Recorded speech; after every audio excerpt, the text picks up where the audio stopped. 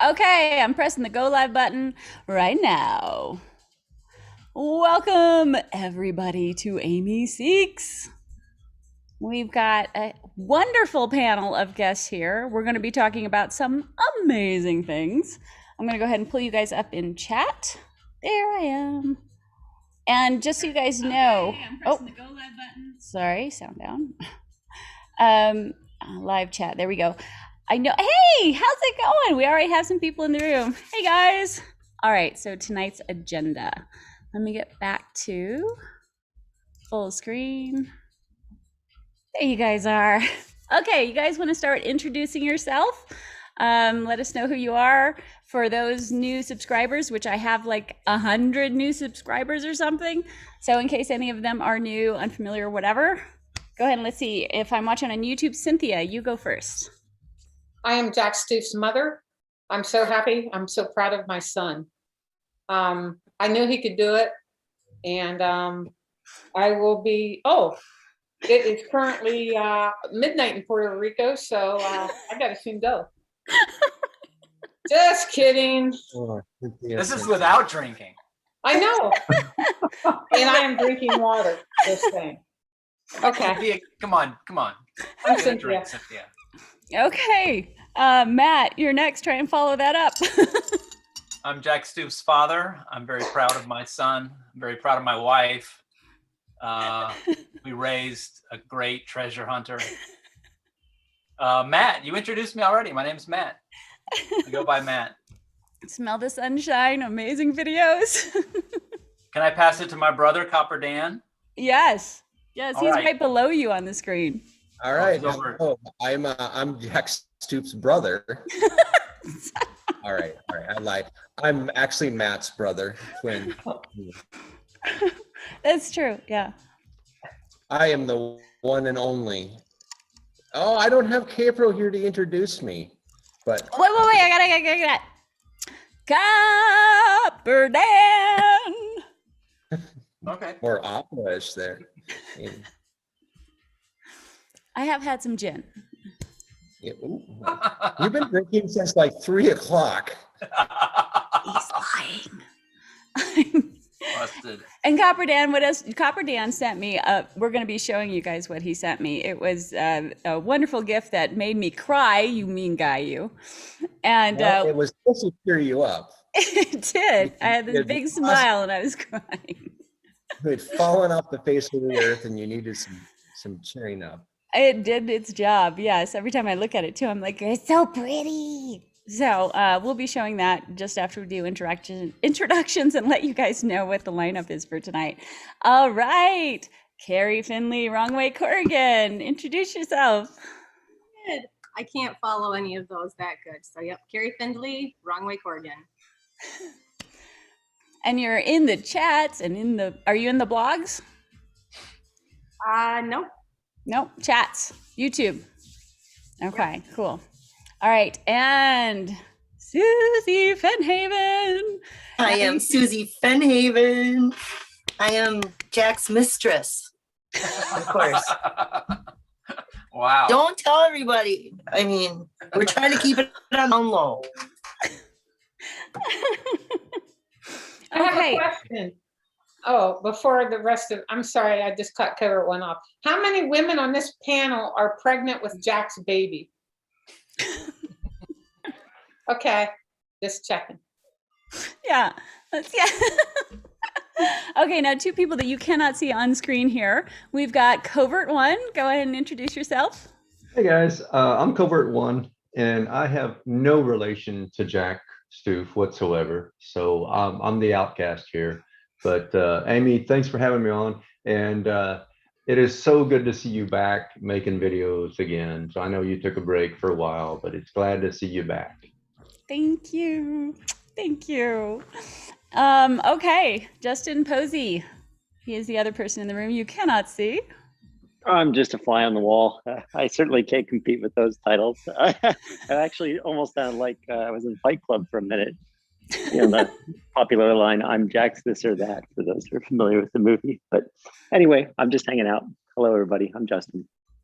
Yes, and we have if you watch Cynthia's latest video, wait, no, before that, of our hike, you can see Justin's face at the very end.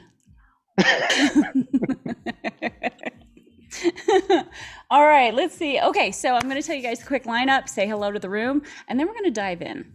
Okay, so we do have some stuff that is new, sort of, in the sense that it has to do with a recent YouTuber who was revealing some of their experiences. And so the backup plan, I am going to tell you guys about my experience with the backup plan and what Forrest told me about it. And we're also going to give you the last known location of the replica chest for those of you who are on that bandwagon. We have some new emails from Jack. Oops, never mind that. We have some new emails from Jack that we'll be going over about the slip-ups.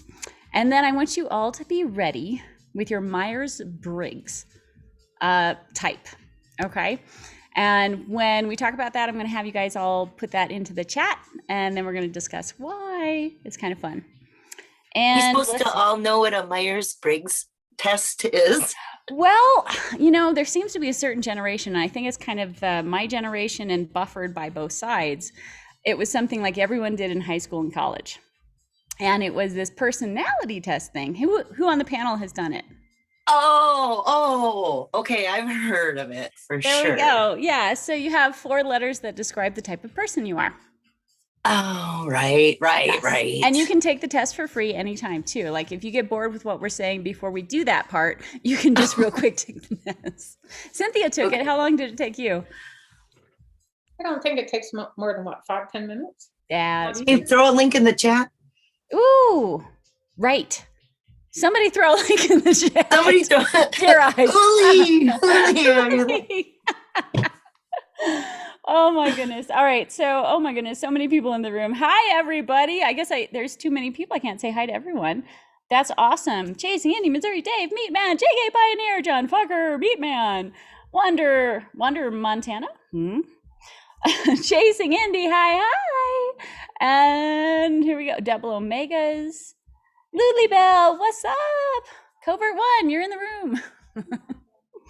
Silver Fox, K-Pro, Adam Foddy, Winston G. So many of you guys. All right, thanks for joining us. Okay, so first off, I want to show you guys real quick the amazing cash that was sent to me. Oh, by Copper Dan. Okay. I also have 5 chocolate bars from the, what is it? What's the other bar? From the Great American Treasure Hunt, the one chocolate bars with silver tickets. Got to figure out what to do with those. Maybe for a giveaway show. Okay. Which This. county, Amy, which county are those for? Which what? The chocolate bar one, that goes county to county to county, right? No, I'm just curious. This is the one that is for one big hunt that they were doing. You open it up, and if there's a silver ticket inside, I see. Yeah, I think 5 people win or something like that. Oh, So I have 4 that have been unopened. I see. Maybe I'm getting that confused with something else. I No, should. it's the same. That's UP, right? Michigan? Yep. Ooper. Reality. Yeah, because you were talking about doing his other ones, right? The smaller ones. I think that's what you're talking about, Matt. Oh, okay. Okay, so we'll have to figure out if you guys have any thoughts in the room of what to do with those 4 chocolate bars that might have silver. That'd be awesome. Okay, you have to see this.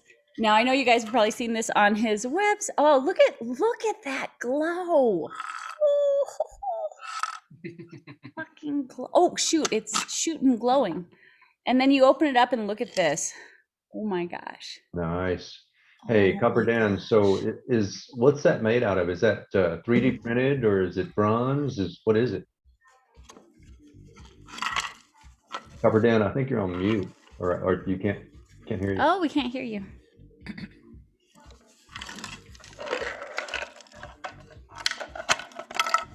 And then this comes out, and look, the coin weighs so much.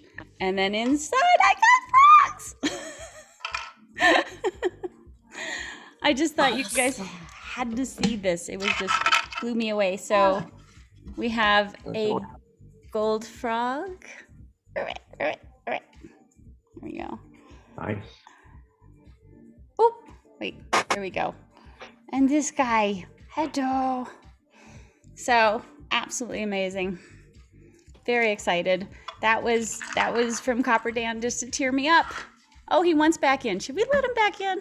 Disappeared. Where did he go? We couldn't hear him. I don't know what happened. So if I were you guys, I would keep track of Copper Dan as far as, you know, things, stuff. He's a very active man. Sorry, can you hear me now? I decided Yes. not to let you back in, but then they said I had to.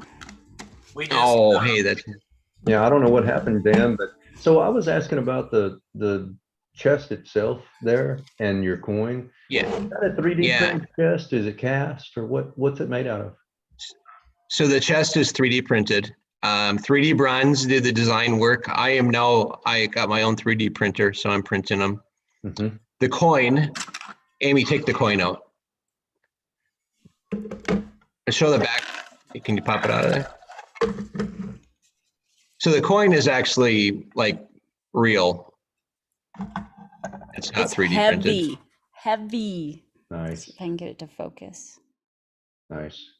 Well, I'll say this, Copper Dan, you're not much to look at on video, but you sure do good work. That is nice. Oh, Susie! Awesome. That is awesome. There's a Look I'm at how gonna take big it it with is. me You know, as it's yeah, it's a survival tool. You can, you know, do like this with the helicopters if you're lost. You know what? For Yeah. fun, just for fun, Amy, have everybody go comment on one of your past videos, and we'll give one away tonight. Oh, did you hear that, people? Okay. Okay, how do we do that? How do we find out who commented? I guess the Sorry, I date. didn't want to. You probably got stuff you want to get to, so I don't want to screw you. Let's see here. All right, everyone. Yeah. So comment on the video, the long video that I did, because I'll know the newest comments on there, and then we'll pick from there. Oh my god! Does that sound cool?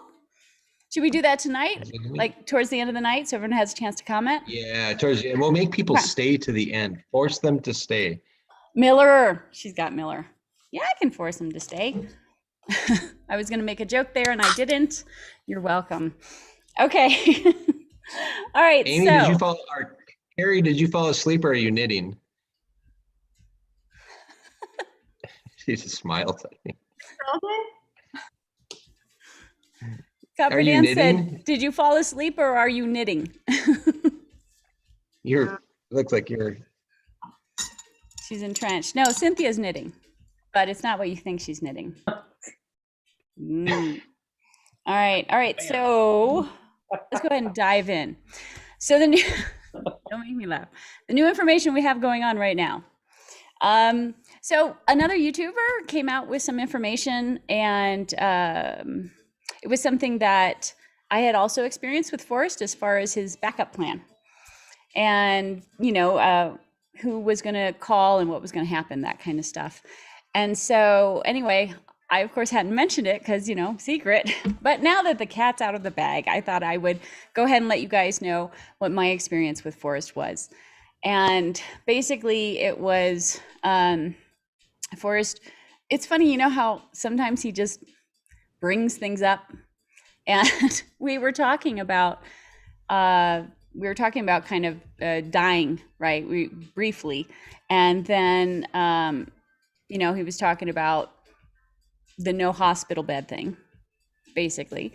And then he transitioned into the backup plan, which the one he talked about to me was basically, if I go missing for a certain period of time, there's a plan in place to call a person.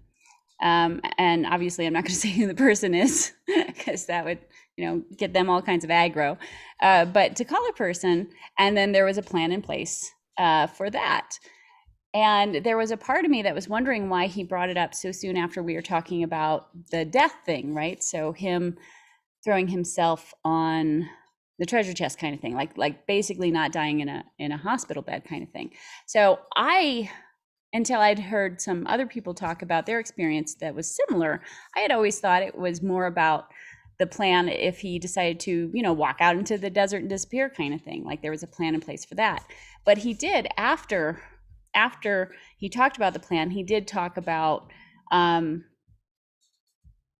well, he didn't use the word kidnapping. See, that's the thing. He talked about it in a way that was like, if I go missing again, but he didn't use the actual word kidnapping. So like many Fennisms, that was my experience as far as hearing what Forrest had to say about that.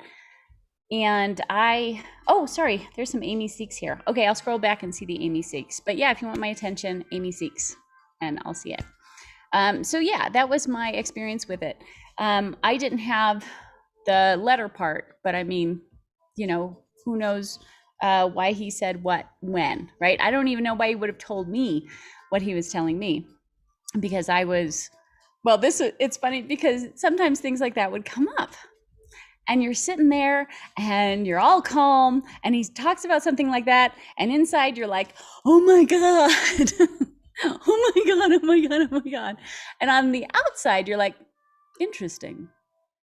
Tell me more, right? You're like super calm. So anyway, that was my experience as far as Forrest Fenn talking to me about his backup plan. And I don't know if any of you guys want to say anything else or have any questions about that, because it was pretty vague. Sorry. Yeah. So Amy, just a comment around that. I think, we all knew Forrest was a very detailed person, and, he always had a plan. And I think, it's not terribly unusual for the wealthy in particular that are out in front of the public and doing events and things like that to have layers of contingency or layers of security. And I believe Forrest did that. And, in light of the issues that he has had with others and just kind of threats on his family, I can't blame him. I mean, seriously, if I had those things occur with me, I know I would have a contingency plan, and not just one, but for different instances. I think even searchers, when we went out, there are people that I know have a certain amount of time if they didn't hear back from you in the field, back home, that they were to place calls, and there was a plan. There was a plan in case somebody got hurt or went missing. I had it in place as a searcher.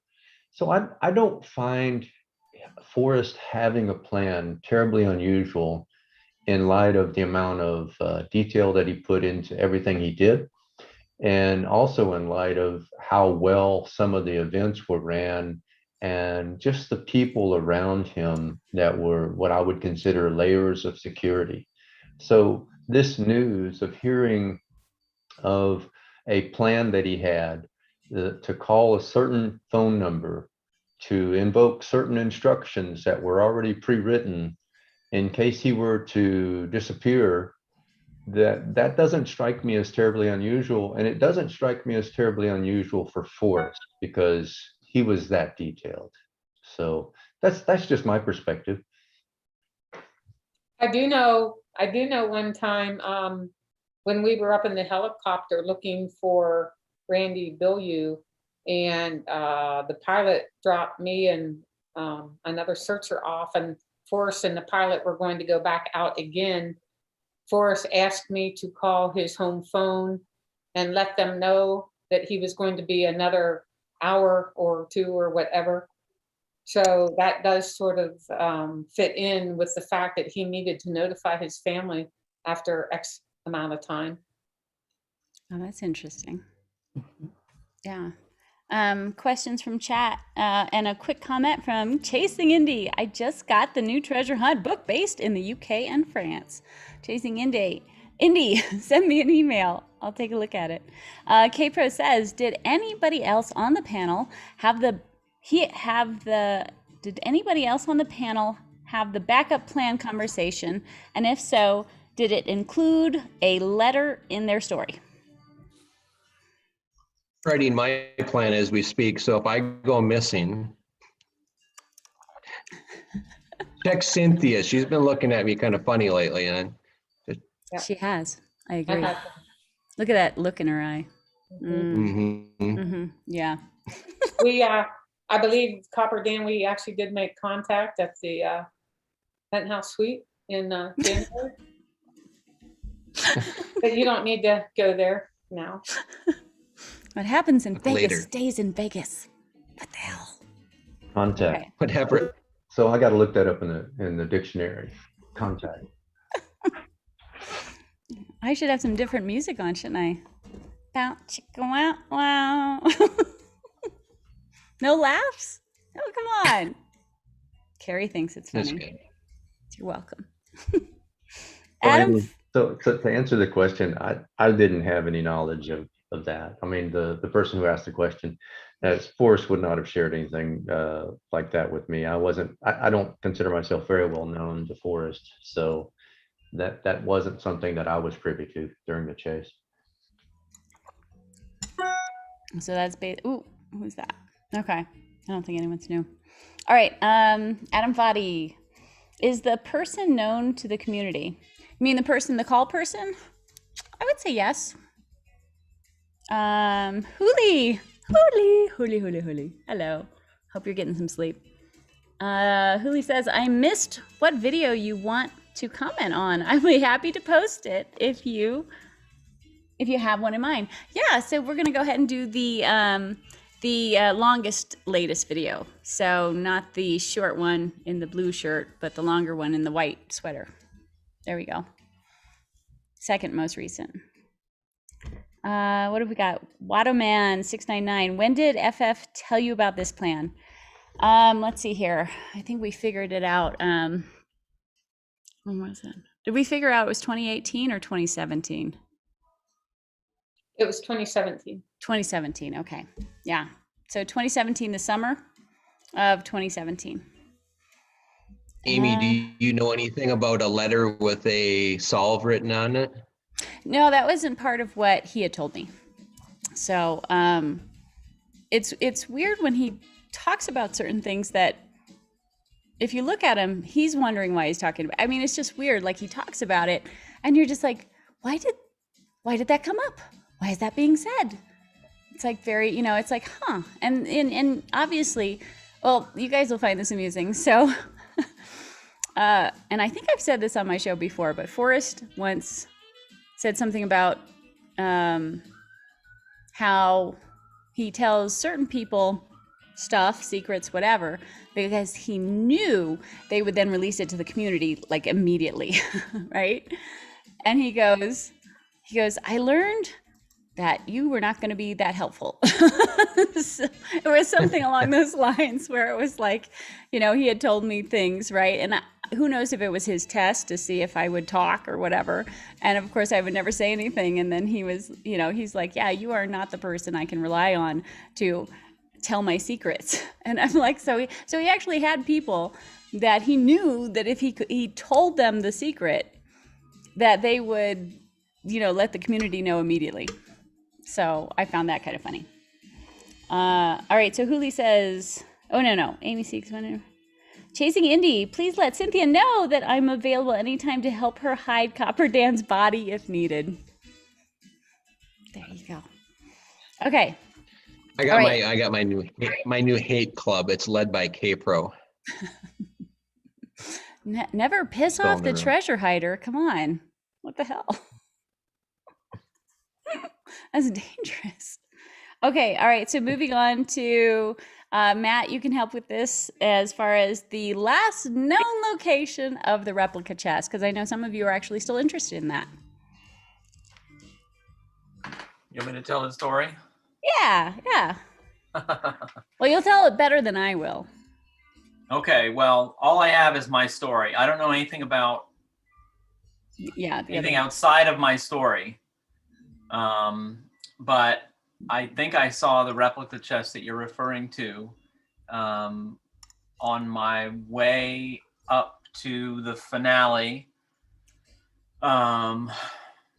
Cynthia and I had talked to Forrest about him donating some things, and I'm sure some people here have some of those things that they got at the finale. So I was there briefly, and walked into his office, and there on his desk was the treasure chest, which kind of like, scared me for a second. I was like, what is that? And he saw me looking at it, and said that somebody had made a replica for him. So I went up and looked at it closely and realized that, yes, in fact, it didn't have some of the features, didn't look quite right, but it was close enough that I was fooled at first. And I didn't know what was going on, because this was September, and we had a finder, but we didn't have a name, and so there were many questions and mysteries.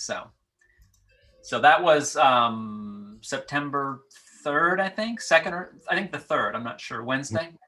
Yeah, you told me the 2nd or the 3rd. I can verify that it was there then. Yeah, so the last known location of the replica chest, and if you guys have any questions you want to ask Matt about that, go ahead and do that in the chat. But yeah, I figure that might help people who are kind of on that route as far as exploring what they think might have happened. And let's see here. So question for Matt, Amy. So Matt, the replica chest itself, upon, a little reasonable close examination, it would be clear to anyone that it wasn't the same size or the actual chest, correct? Well, I don't know about the size. I think the size may have been pretty close. I didn't measure it or whatever, but I think the size may have been pretty close. But looking at it, the patina was wrong. Yeah, I guess that's the replica there.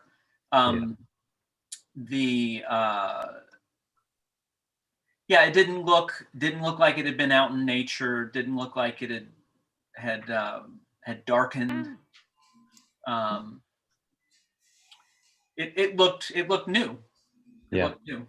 Yeah. So yeah, anybody who looked at it up close would have known it wasn't the real deal. Yeah, and that's the thing that strikes me, and I think it's also engraved on the bottom with a poem as well. Yes. So that would be it something, the actual original wouldn't have versus a replica. And you can see how exaggerated all these features are, right? Yeah. I mean, these are very flattened. These are very exaggerated. Yeah. And I want to say that Venetti's did that on purpose, intentionally, to exaggerate those, just to make sure it was truly known as a replica. But I think there are a few folks in the community that think that's kind of a big deal. And I think it's a kind of a nothing burger, simply because it's clear. You put these side by side, just like you have here, Amy. Yeah. And, it's clear that one's a replica and one is the real deal. Yeah. So you got to see a replica, Matt. That's kind of fun. I mean, these are very different here, if you look at that latch as well. So there you go. That is the last known location of the replica chest.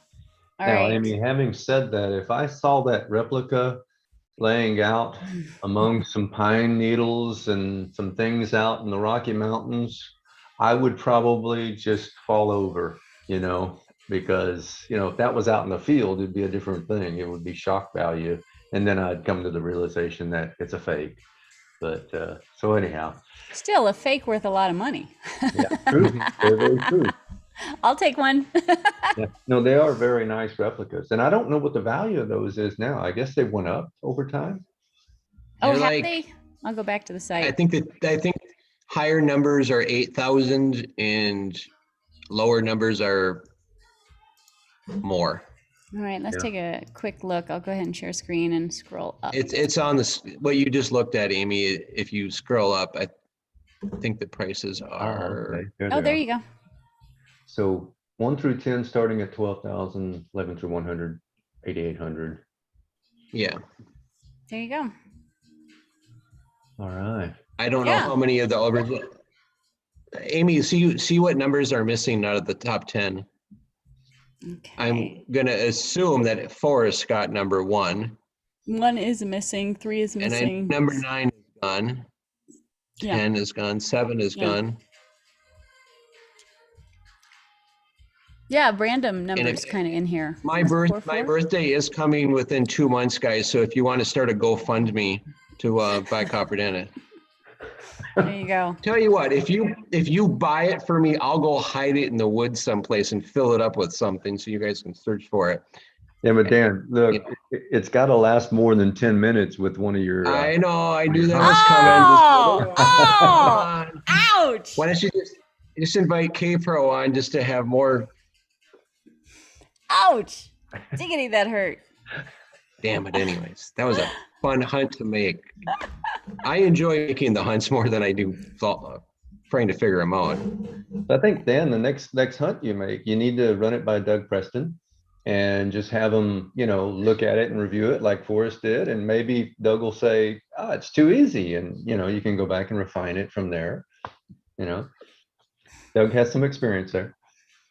See, I'm making another one. I always tell people, make it too hard, because then you have control over the clues you give out, right? If you make it too hard, then you can always actually control the funnel for the information to make it a little bit easier. And if you do it in kind of a staged kind of solve kind of thing, then you can be like, I'm going to help people with stage 1. I'm going to help people with stage 2. Gives you options. Make it too hard and then give out the clues, right? It's like saying, oh, honey, I'm sorry, I can't go ice skating with you. Turns out I can. Don't you love me? See, it's like the same process. Relationship advice 101. Write this down. I got lots of that. No worries. That's the other show I do. Nobody knows about it. Shh. All right, Chasing Andy says, can we also please ask Matt some more details about the day the chest was found? We had a whole show on that, didn't we? I have all the time in the world, right? Didn't we do a whole show on that? They can ask. It's probably been covered. All right, go ahead. Yeah. So basically, you go ahead and tell them a brief synopsis in case anyone has questions. Secrets revealed left and right. Secrets revealed. Secrets. And others waiting. There's Justin. Oh, we've got a face. Oh my goodness. Who is that? Hey guys. Oh, that's Justin. I didn't recognize you. Oops. Wait, is that Jack? That is Jack. Jack. I'm Nice. so glad to Good see you kid. again on Zoom. It has been so much fun. Hey, Amy, you can change his name since you're in control of the Zoom. You can Can change his I? name. How do I do that? Yes, you can. Hold on. Allow record local files. No. Rename. Boom. Oh, Bubbles. Oh God, It says who Bubbles. created a monster? Jackie Bubbles. Bubbles. You're welcome. There you go. Huli says, Max Cast Foundry has sold 3 total replica chests, none to Forrest or Jack. Max Cast Foundry, is that Chris Jones Foundry? Is that what we were talking about, Huli? Garden Owl Learning Discovery. Amy seeks no clues. No clues to what? What is he talking about? Tell me.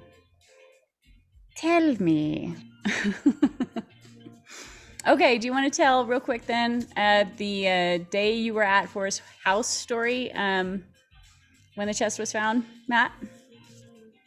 Tell the whole story. What? Well, the synopsis since she was asking. That's up to you. I guess the short answer is no. I don't want to tell the whole. I mean, I've told it. I'll answer questions.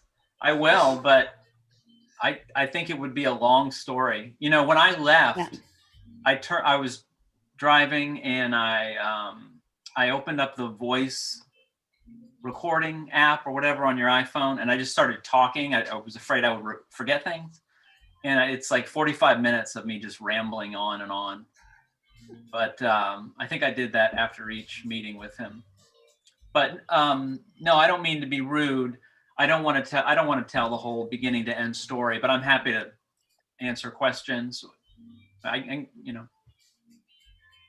Yes. So if you have specific I have a questions. question. How long in advance had you planned that meeting with Forrest? Was that meeting like planned or was it spontaneous or did you just show up at his house or?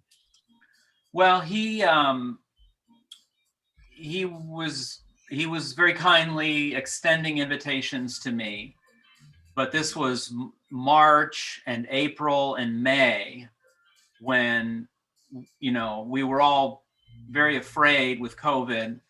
And so I just took it that he was doing that just to be nice, like a what if or whatever. So I would usually say that's wonderful, Forrest. I can't wait until we're back to normal. I can't wait to meet you. One day we'll make that happen. So, but I had planned on going boots on the ground the first week of June. And so I was up in the northern part of Yellowstone, June, I forget the dates now, Monday, Tuesday, Wednesday. And I think it was Tuesday or Wednesday. And Forrest knew that, and we were chatting some, not a whole lot, but he invited me. And so in some ways it was kind of, a long time coming, but in some ways it was spontaneous. I think he was coming around a little bit as a lot of us were, and he realized that we could visit safely as long as we followed certain protocols. And he also knew the route. He knew that I'd be sort of cutting across a little corner of New Mexico, and he acted like it would be on my way, like he lived right there. Of course, it was like, a little bit out of the way, but I didn't mind. So there you go. Interesting. You guys know that from laughing? Interesting, but stupid. Anybody? You're not anyone old as old enough as to know I that. am? Hey, it was on Nickelodeon when I was a kid. Oh, All right, Greg Keller says, greetings, Amy Seeks, and welcome back. Hi, Greg. He's most likely off to work or at work. And he's starting up a new channel, by the way. Chasing Indy. Matt was sipping on margaritas with Cynthia whilst we were all crying our hearts out. What? What is that? talking about the night of the 6th. Oh, right. Because you were visiting with Cynthia. Okay. Now I know what she's talking about. I mean, if she's talking about Cynthia, you can chime in here, but I think we were all experiencing a lot of emotions. There were tears. There was, we were incredulous. I think we were also laughing. We all started sharing our solves spontaneously, and so the emotions were all over the place. But we weren't exactly, celebrating as if we had found it. What do you think, Cynthia? All I remember is tuna fish from a can from your car. There was no booze. Oh, we got to Albertsons too late. This was pandemic. They closed at 10, and we got there like at 10, 30 seconds later. We had no alcohol, and you stayed with me that night. That was very kind of you. I'm sorry. That's all she remembers. I am trying not to make jokes. I'm trying so hard not to make jokes. That's being all good. she remembers. Being good. Matt, you were there on the 5th then? Not in Forrest. I was there the morning of the 6th.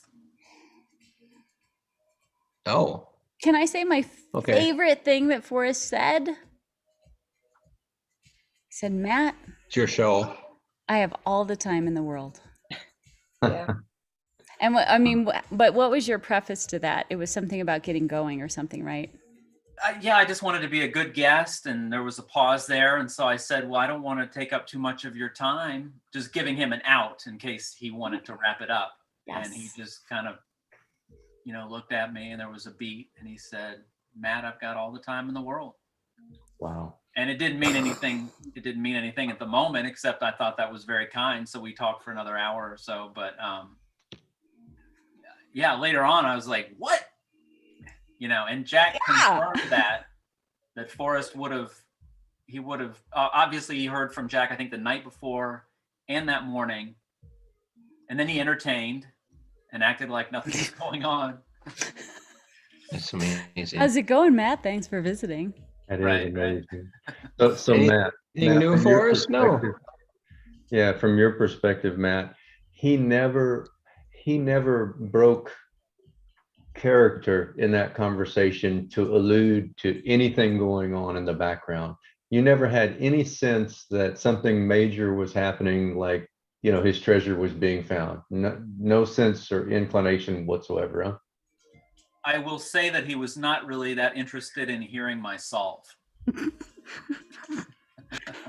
No, I didn't push that or whatever, but he didn't ask a whole lot of questions about that sort of thing. But no, the answer is there was no indication that there was any stress or the clock was ticking or he was waiting for a phone call or looking at his watch or whispering to, you know, Shiloh, you know, and then nothing was going on. It was all very laid back and quiet. Yeah.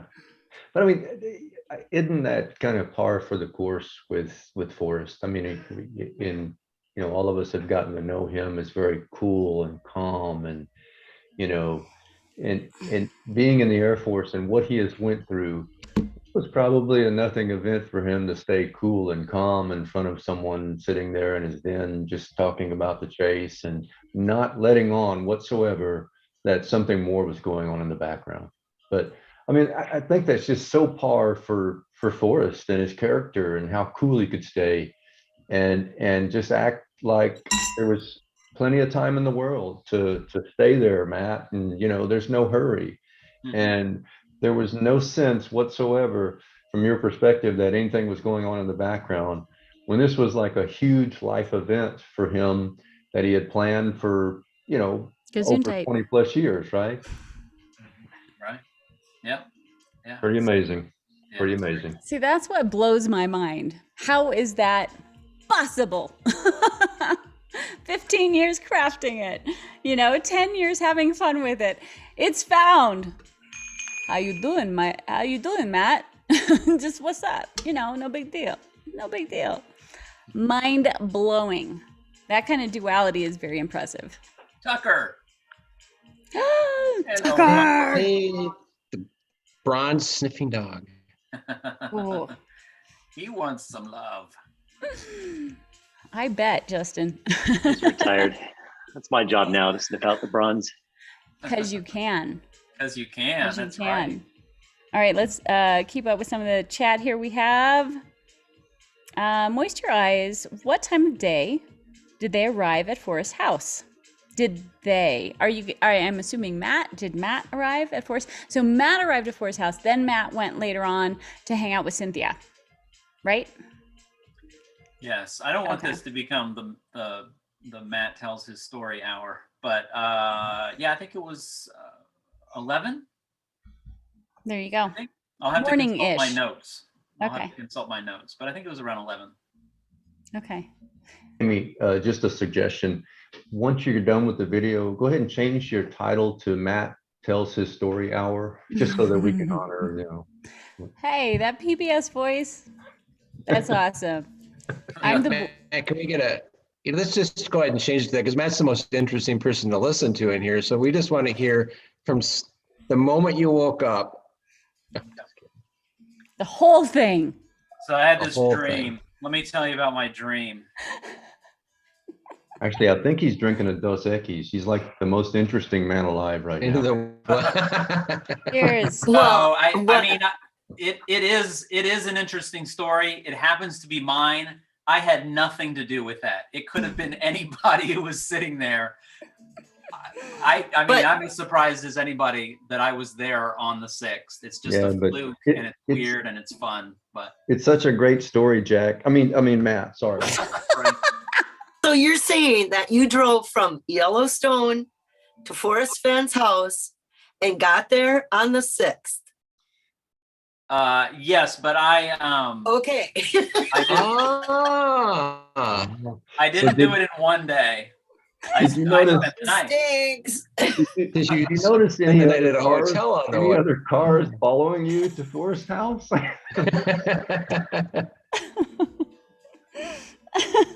You guys are killing Okay, Matt, me. I have one more question. In all seriousness, can you produce like hotel or gas receipts for us so we can get Probably could.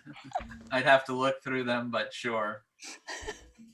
We'll expect those on Reddit tomorrow. Tonight.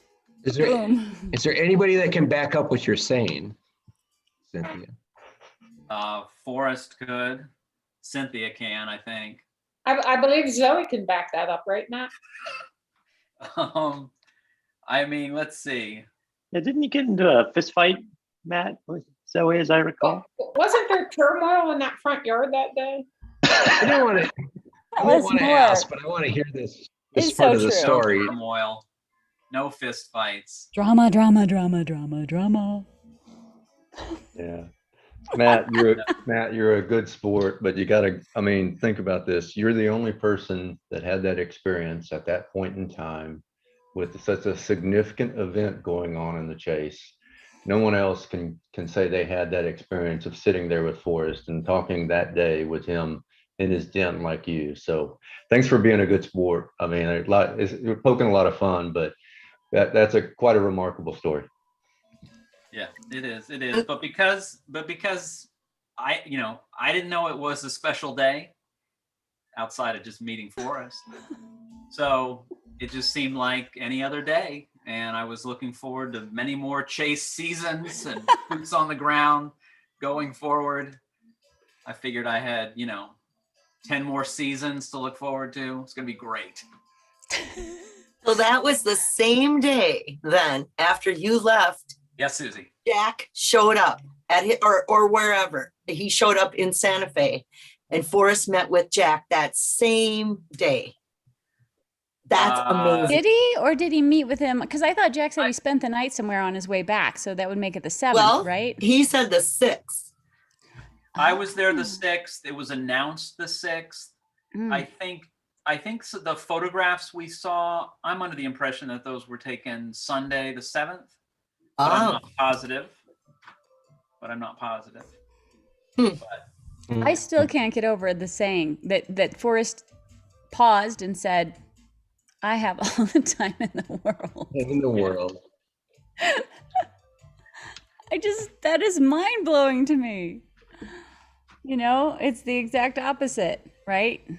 He had a bad ticker, the chase was over, and he's just like, cool. That blows my mind. And that We're is just cool. trying to live through you, Matt. Well, like I said, from my perspective, it was just a nice meeting and had nothing to do with the day the chest was discovered. I didn't know anything about that. The chest had already been discovered the day before, right? The 5th. Yep. I didn't know. June None of us- 5th. Which I don't care what Were Jack you- says, it has to do with the postmarks. So you were in Yellowstone on the 5th? No, Thursday I woke up and it was very cold and rainy, and there was even sleet. And so I was like, I was supposed to leave be the right next back. day, but I've got an invite from Forrest. So I just, I took off that Thursday. Not early, but Okay. because I knew I wasn't going to do it all in one day. Oh, But wait a you second. can So you're feel trying to free pair check up. the weather records to see if I'm. So Matt, tell them where you were actually at. Were you actually in Yellowstone or Garden? I was staying in Gardner. I was interested in borders like a lot of people. And so I had a solve I couldn't get out of my mind. And so even if it was wrong, I just wanted to clear it, check the box. So I was up there like around the border, the park border, the Montana, Wyoming border. I was working up in there. I was technically not in Wyoming. I was technically in Montana, but that's where I was. I never thought about it in the respect of where was Jack right? At the same time as where, other people were I coming know. back from Fenbury or, various places. I mean, it was just like, I never thought about that. The potential of crossing each other in the drive and the chest goes right by you. It's like, oh my God. I find that kind of fascinating. Yeah. That's kind of fun. That's a fun thought. Yeah, You were 'cause so close, Matt. So close. Yeah, I guess so. I guess so. It doesn't feel like it. so close. You had the replica experience though, which is good. All right, so David No says, "Hey, Amy Seeks, it's good to be alive under this canopy of stars. Shout out to Chief Susie of the Forrest Fenn Haven tribe and all the FF Nation." Thank you, David. Yes. There we go. Zozo rocks. Hi, Amy Seeks. Wow. Hello to the panel in the room.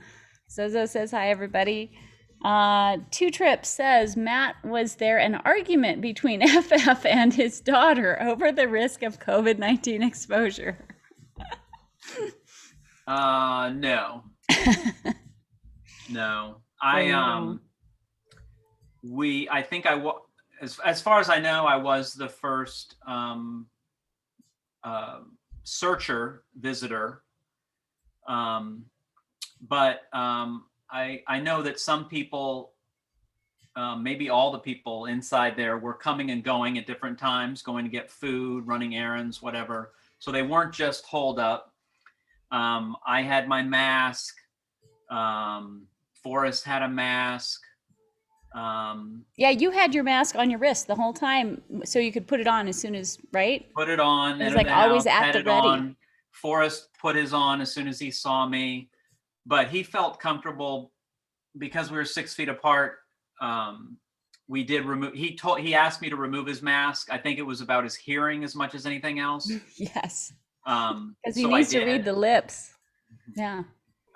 So we were, we were indoors. Maybe it wasn't the safest thing, but we were 6 feet apart and we were chatting. Zoe came in at least once and saw that. She wanted to tell Forrest she had made him a sandwich, and she had no problem with that. And she opened the door and then opened the gate for me as I was leaving, and it was fine.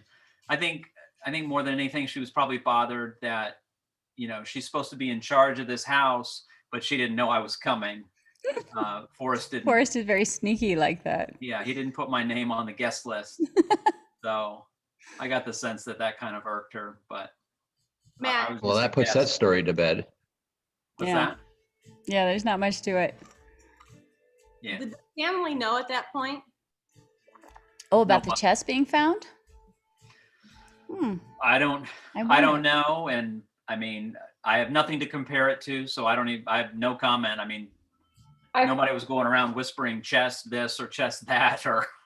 I actually can answer you, Carrie, with the little bit I know. When Forrest sent out the emails to all the various groups of people, when he announced it, I was actually on the same email list as his family. And I know that one of his daughters actually replied all, so I could see what she was saying to Forrest. And she absolutely did not know prior to that it had been found. Oh, and then actually a lot of reply alls started coming in from Dorothy and some other people in that exchange. So I'm pretty sure that everyone was hearing it the same time everybody heard it, which was that night at whatever time it was. Okay. But yeah, what time was it? It was at night, June 5th, right? Wait, no, June 6th. June 6th. Yeah. Okay. So Forrest knew. Did anyone know besides Jack and Forrest June 5th? As far as we know? No? So like it was between them until June 6th when most likely everything was more confirmed. That's my guess. Okay. Perhaps an attorney, but I would think nobody else. Oh my God, the attorney stuff. Oh my God. Uh-oh, I've been drinking. Okay, moving on to the next question in chat. Hey, Jason Northface. Hello, Amy and panel. Good to see you all from Jason Northface. He's a real sweetheart, just so you know. Haha, cat's out of the bag. Okay, Journeyman, a poem by Henry Gibson. Anyone know what that means? Sorry, Journeyman. Elaborate. Chasing Indy. I honestly think Matt could have possibly been the other searcher in relation to toe to toe. That is a very big compliment. I don't know about that. And where were you searching? I already said I was in Gardner. There you go. Toe to toe. Gil Cannon, if I'm saying that right, it's GL Cannon. GL Cannon? Could you ask Cynthia if Forrest ever mentioned to her that he had a sealed envelope with the location of the chest and contingency instructions in case he was kidnapped or went missing? That's up to you if you want to talk about it. I can't remember offhand. I'd have to go back through all my stuff. There you go. So that's neither a yes nor, I mean, I don't know. I'd have to go look. So it's going to be one of those, I not to the best of my can't sit recollection. here, I can't say for certainty if I have that in my list of my 18 pages of notes or whatever. Right. I don't remember. Right, right. So, I mean, obviously he has talked about it in front of other people. Why? I don't know. He talked about certain things that surprised me sometimes when he would talk about them. It was never anything, you know, it was never everything that was like, oh, that's where the chest is kind of thing. It was more like, huh, didn't know that, right? Stories, things like the backup plan kind of stuff. And so there seemed to be several different variations of that as far as what it included. So the reason I was telling my variation of that is because I was like, you know, just kind of providing more information to the community as far as what my experience was in that situation. So hopefully that helps kind of, you know, continue to, because, you know, this whole thing is about information, right? We're trying to get as much crowdsourcing, as much information as we can. I do have to say a quick shout out. There was a few people who emailed me just today about information, right? So as far as confirmation is concerned, I did correspond with Jack, asking him about whether or not it was okay if I read emails that he had sent to other people before getting his personal permission. And he said, you know, obviously within reason, because I said within reasons, right? If it's personal, then I'm not going to read it, right? But if it's, you know, the general questions that he tends to ask, then of course, you know, I'll go ahead and read it. And he just wanted to make sure that they were accurate quotes. So if there's any that are in question, either maybe he'll watch, maybe he'll correct me in chat or whatever, but, you know, we'll make sure that those are correct ones that he has actually said. So he is keen on making sure that the quotes that are presented are actually from him. So that's pretty cool. And I also corresponded with AGK. And so if you guys have any questions about slip-ups, so the email that I sent Jack recently has to do with slip-ups and stuff like that. So we may want to play some of the AGK clips. And AGK, Toby was very sweet in basically saying, you know, play whatever clips you want to play and talk about them as you want and all that kind of stuff. So he was very sweet to give me permission to do all that. So I've got permission from Jack to read emails from other people, and permission from AGK to play those clips that we've got going on in case that comes up a little bit later. So let me go ahead and catch up with chat again. Cynthia, do you got any more videos coming out soon? I've been working on one for about 2 weeks. I'm just having a hard time focusing on it. Well, you were up, you did your bike. How was your bike trip? Tell us about your bike trip. It was wonderful. I actually got to ride my bicycle in with the bison. I posted like a 30-second YouTube video of it, so that it's not so painful to watch. But yeah, it was great. I already have people telling me they will do it with me again next year. It was so incredible. You're good, Buffy. It'd be like a full peloton of people following Cynthia. Yeah, Yellowstone. so I actually talked to one of the rangers up there on Saturday, the day after the roads opened to cars. I asked him about whether or not he thought it broke records. Yellowstone is pretty sure that this year the bicycle riding did break records. And he said on the weekends, the parking lots at both Mammoth, that's one end of the ride, the other end is at West Yellowstone, and how the parking lots were so full, people were parking further away. And so they had just a little bit further to do their bike ride. But he said, don't do it on a weekend, do it on a weekday. And I actually did mine on a Wednesday and a Thursday. So it was absolutely fantastic. That's cool. Did the little digger you took hurt? To avoid riding the back of a bison. That was amazing video. Couple bruises, that's all. Okay, so I have some breaking news. Sorry. Okay, so Alan K says in chat that he just sent me an email, and I'll read it real quick. A response from Jack, who is graciously, for some reason, still responding to us. Thank goodness. Question 1, are you currently searching or researching any other treasure hunts like The Secret, 1980s, The Beale Ciphers, or any others? His answer is no. Question number 2, do you have any plans to create your own treasure hunt in the future? The answer, oh, Justin already said it. Look at it. Look at him shaking his head. The answer is no, sadly enough. Thank you, Alan. Justin's like, no way. Justin, though, are you potentially thinking about ever doing something like that? Oh yeah, it's on my list. I'm not in any hurry, but I'm still collecting things and putting things where I want to put them and so forth. So it just takes time. Hashtag silver squeeze. that was fake. That's a joke. Sorry, guys. Okay. All right. So we have some more questions here. I'll try and get through here. Gedelkin, to the panel, did any of you feel something was going on in the prior 6 months of the chest being found? Hi, Bobby D.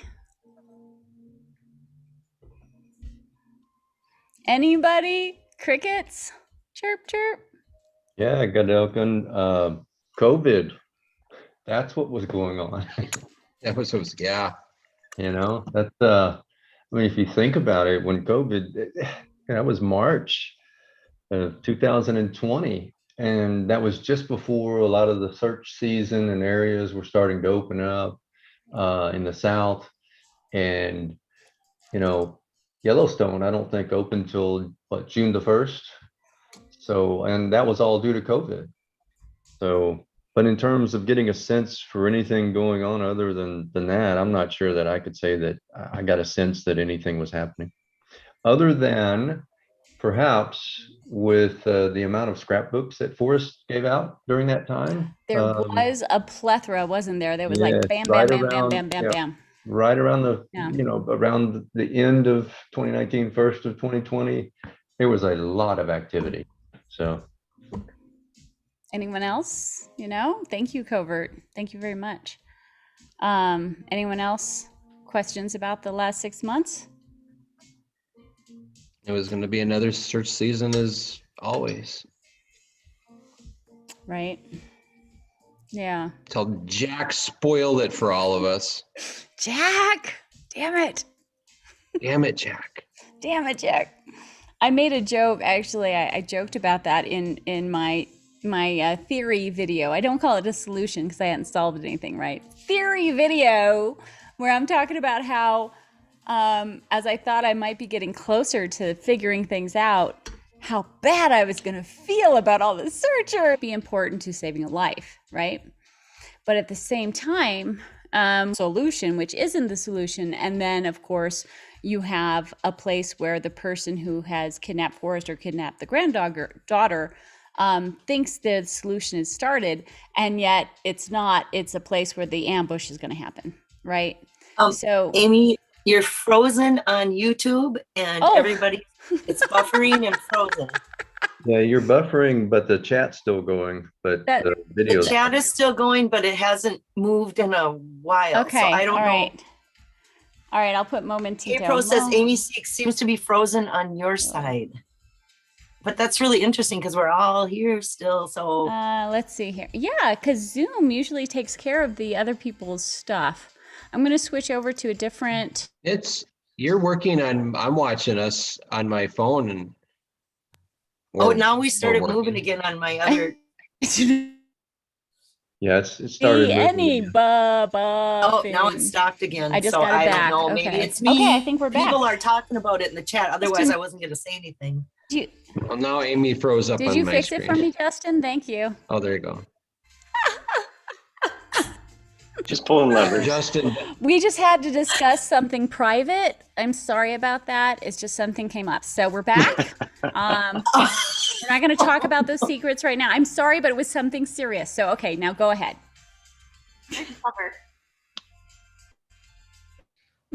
I just can't believe you guys actually exposed that. I mean, mind blown. Uncanny timing. The feed cuts out. Yeah. Isn't that what we're supposed to do? Amy, that PowerPoint. That's what we call in the industry planning to show a that tease. slide again with the picture of the chest that was at the hide location? Oh, you mean with Jack in it? The people that were watching got a chance to see that. It was buffering at the time. You know, I would, but I hate to be repetitive. Yeah. Right? Yeah. It's okay. It'll be on Facebook eventually, I'm sure. It'll be good. But it was a good picture. I mean, Jack looked amazing, didn't he? He looked like 20 years younger. Yeah, and that IKEA bag. I mean, it was kind of cool. That was pretty cool. Oh, hey guys. All right, we're back. Is that evil? So we got, I hate. I blame the gin.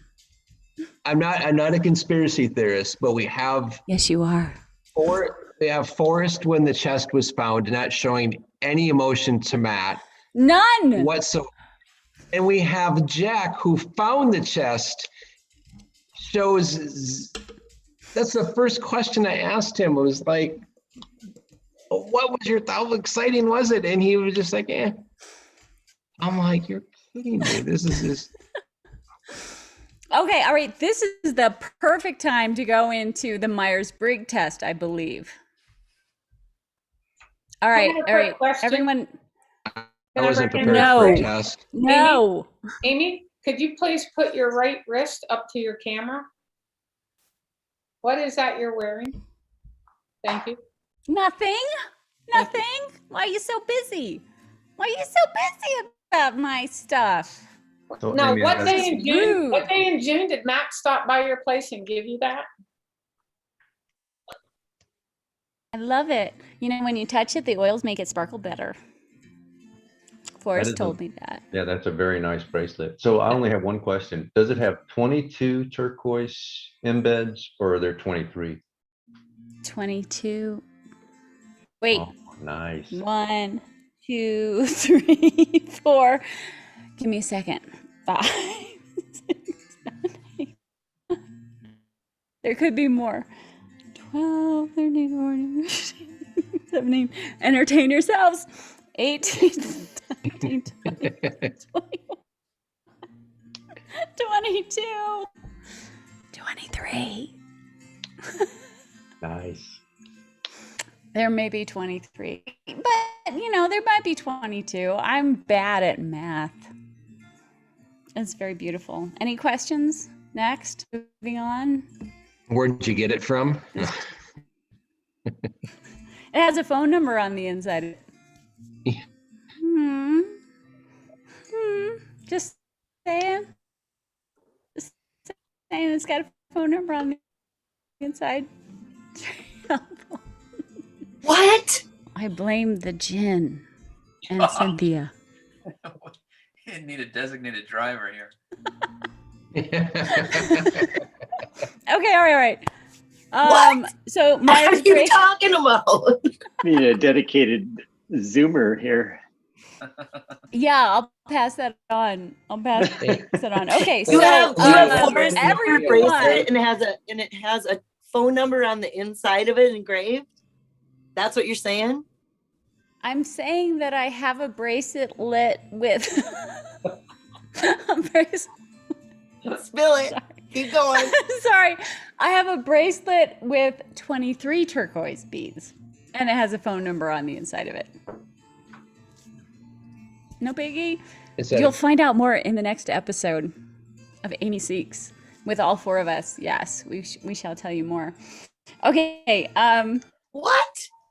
You can't do that. You can't Susie, I pretend think that that's Forrest's bracelet and not say the phone number on the Okay. inside. And No. that. If you, I mean, can't. okay. You can't. There's too much frustration. There's too much hate. I agree. Against the law. Okay, take a close look. This is obviously not Forrest's bracelet.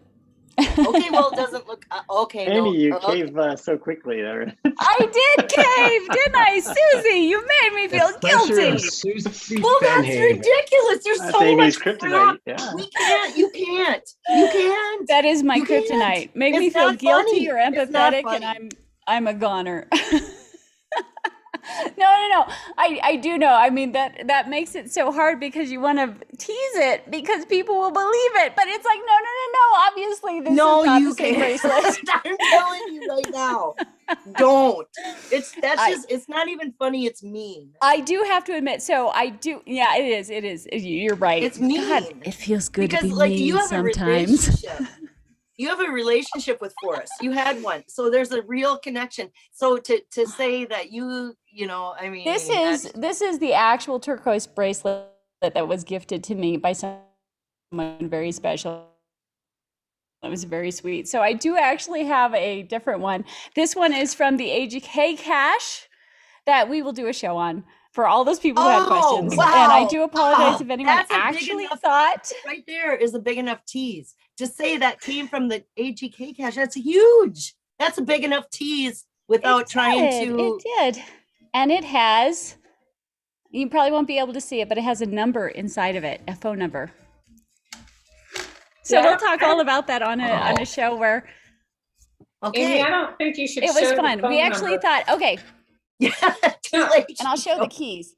So if anyone has any idea why these keys were in the AGK cache and then eventually in this cache on the top of a mountain after a very extreme hike. That top one looks like Cynthia's diary key. Yes. That one's to the file. That one's to the secret file, right? But this one, so anyway, but we have a fun story with these keys and what we thought they were, and they weren't. So that will be another episode. So there you go. Yes, for anyone, I mean, this really doesn't look like the Forrest Fenn bracelet, right? Super shiny. Well, it's big hard beads, to see not it. embedded. We're talking on a little camera screen on a little. From here, it looks just like it. Is that helpful? Is that better?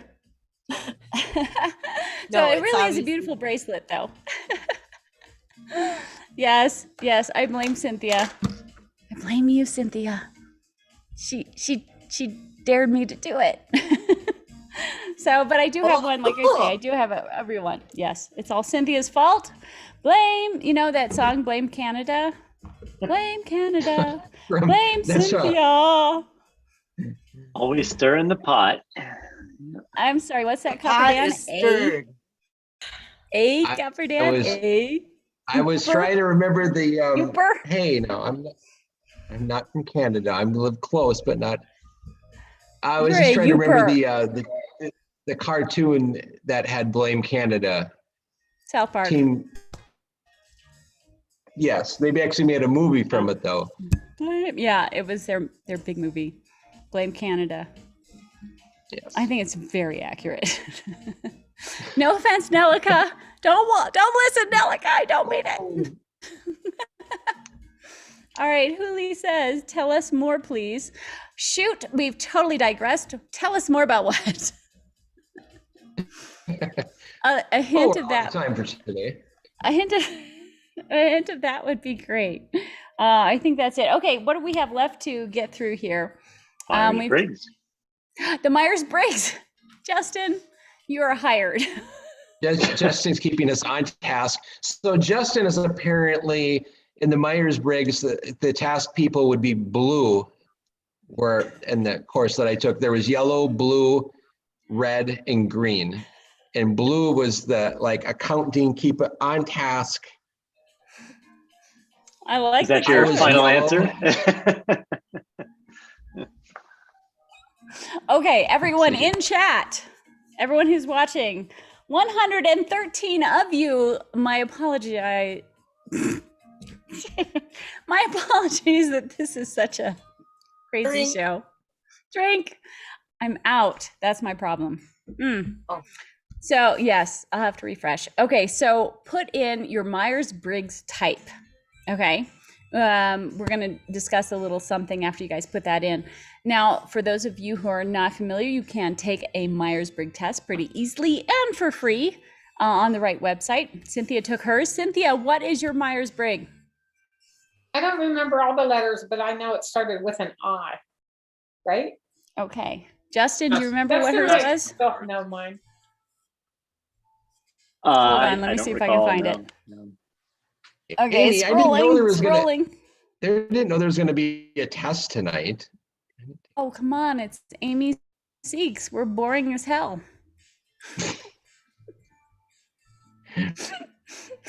I didn't do my We're the boring schoolwork. science geek I channel. feel like I'm in high You didn't do school your- again. Okay, didn't I'm going to read the see if I can scroll chapter. through to find Cynthia's. And Justin, what is yours? INTJ. There you go. Anyone else come next? What are yours? Matt? Well, I think I need to retake it, but back when I took an official version, I tested as an ISTJ. There we go. Susie? Carrie? I'm an ADHD. I mean, Good answer. I'm with Susie.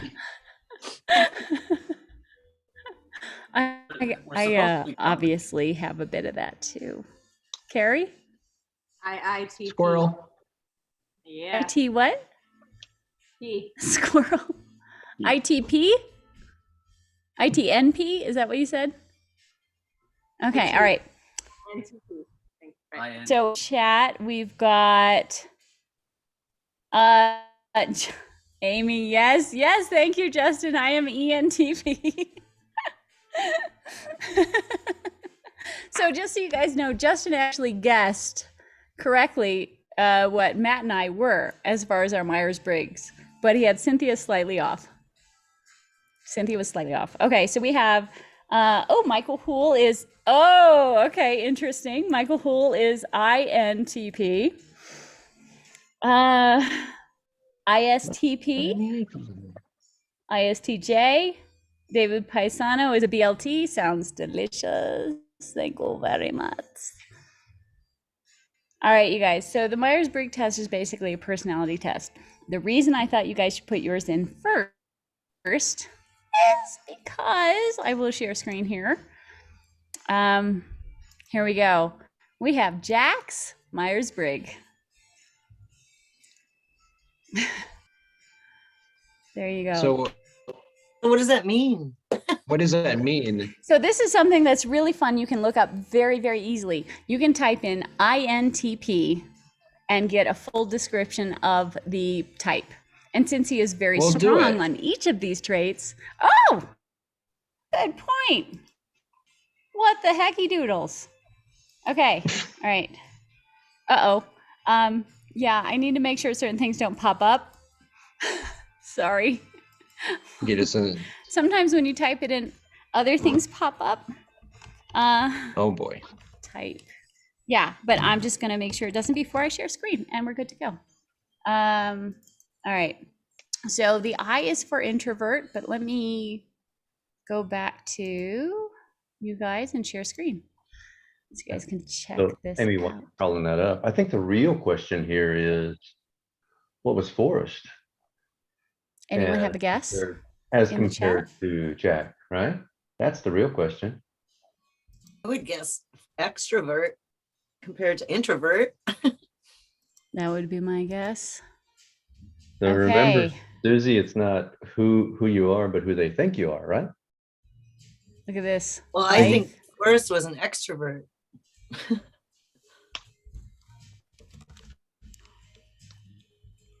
He kind of had both. Okay, I'll be right back. You guys can read this. I'll be back in just a second, okay? Take charge, everybody. Okay. I mean, I think We this can't is the even ideal spell this. personality type of someone who would find the treasure, right? Like it's someone who is very much into thought and an analytical mind. So somebody who'd be good at separating kind of groupthink from real facts and cutting through a lot of the, just kind of the drama or whatever it is in the community and going straight to the source and looking at the facts and figuring it out. I think that's really just what it took. Yeah, I think so. Justin, you raise a good point. And how much of a logical or thinking mind would be the type of person that would find it versus, on the opposite end of that spectrum is that imaginative, the imagination, which may run sometimes counter to logical, right? So, and that's what Forrest said time and time again, was the person that finds it will mostly earn it with their imagination. So it's kind of hard to park imagination and some of the logic side in the same place, right? So that's a good point, and it's funny because beyond, I think the first two clues, at some point, Forrest had mentioned that the additional clues were academic in nature. So it's almost like you needed both. It's like you needed that dose of imagination, I think personally, to really nail the first one or two clues. And then from there, it was more of an academic exercise. So maybe kind of the fusion of both was helpful. Unfortunately, we'll never know, right? I mean, so far it's been how long, and we don't know. So I hope we know someday. exactly. It is curious. Elementary, my dear logician. Logic, Analyze right? patterns. The confirmation bias video. I mean, we do know that Forrest spent, or rather, Jack spent a lot of time doing analysis on interviews and really anything that Forrest had written. And I think that's at least how he had mentioned that he had tracked down a few slip-ups over the years that were very subtle, as I understand it. And I think that's, again, the logician is the type of personality that would have the rigor to be able to parse that out. So just so you guys know, I am an ENTP. So extroverted, but the rest is very similar. It is very interesting. I mean, we have someone who's based in logic, exploring the universe, wants to know answers. Should we look at strengths and weaknesses? Analytical, original, open-minded, curious, objective, diggity. We'd never stood a chance, people. Disconnected, insensitive, God. and dissatisfied, and impatient, and perfectionist. We're revealing your faults as well, Jack. My apologies. The disconnected. Disconnected to all our pain.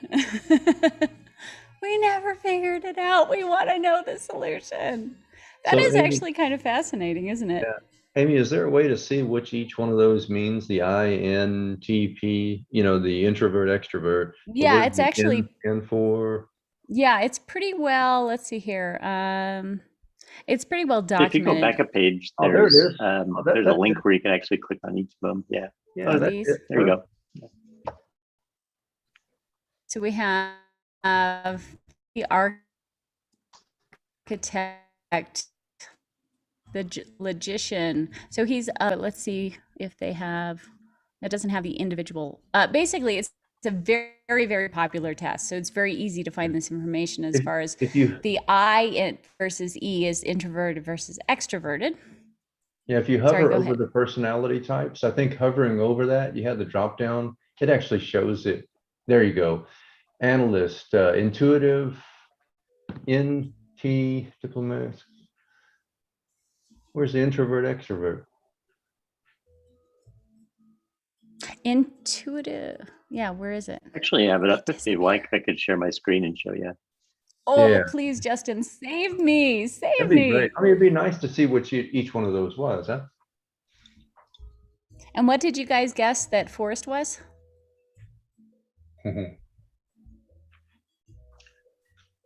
So this is the introverted versus extroverted. I think you were asking about a little bit earlier here. But, this is really the difference between the I and the E. Right. So which is the first letter of the four, right? So it's either an I or an E, introvert or or an E. extrovert. Yeah. And this actually, Michael I Poole actually is think this is the guessing. biggest difference for me, right? Because with Forrest, it was like, you know, I think most folks would say, oh, he's an extrovert, right? He spent a lot of time with people. He was in a kind of a sales position, so to speak. He owned his own business. But then, you know, you start hearing about how much he really enjoyed his alone time, and that is an attribute of an introvert. And you know, in the poem itself, he went alone in there. He keeps talking about being alone in his plane for hours and enjoying the time on his own. And so it's almost at odds with each other. And that's kind of, I think, earlier when you were mentioning the concept of duality, Amy, that might actually play a role here. Maybe it's kind of basically in between. Yeah, actually, that's a very good point, He Justin. definitely had a duality to him. Yeah. If you look at Forrest, I mean, I have a very similar duality. Go ahead. if you look at the Forrest from the outside, and you would think he was he's classic extrovert because of salesmanship and wanting to be connected to all of these people in the Chase community. I don't believe that. I believe truly he was more of an introvert and a detailed thinker, enjoyed his alone time. And like you said, you know, it's not who you are, it's who they think you are. This is one area where most people, I think, would say, no, he's an extrovert. I believe Forrest was an introvert, true at heart. I do too. Matt, you do too? Yeah, I think so. Yeah. So this is where I find it very fascinating. So on my very first meeting with Forrest at lunch, I was telling him about how I just needed to get out and do a little hiking on my own. And I said, sometimes I just need to be alone. And he said, Amy, you just described me to a T.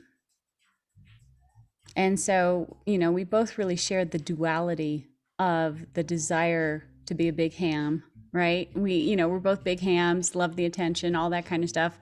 But dang it, we adore our alone time. We just love it. We need it. We need it to function. But we also do love the spotlight. We love the attention. Now, I am a big ham, right? YouTube is harder, but like with a group of friends and some karaoke, it's like time to have some fun, right? And you can ask Copper Dan. So that's a joke. It was a party bus. Everyone was dancing. It's no big deal. But, you know, it's that duality. It is true. So many people like Forrest have that duality of the extrovert versus the introvert. Which one wins in the end? And it really depends on the situation. Forrest loved the attention. He loved the spotlight, but he needed that alone time too.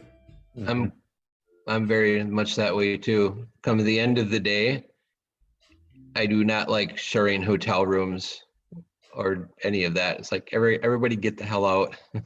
Yeah.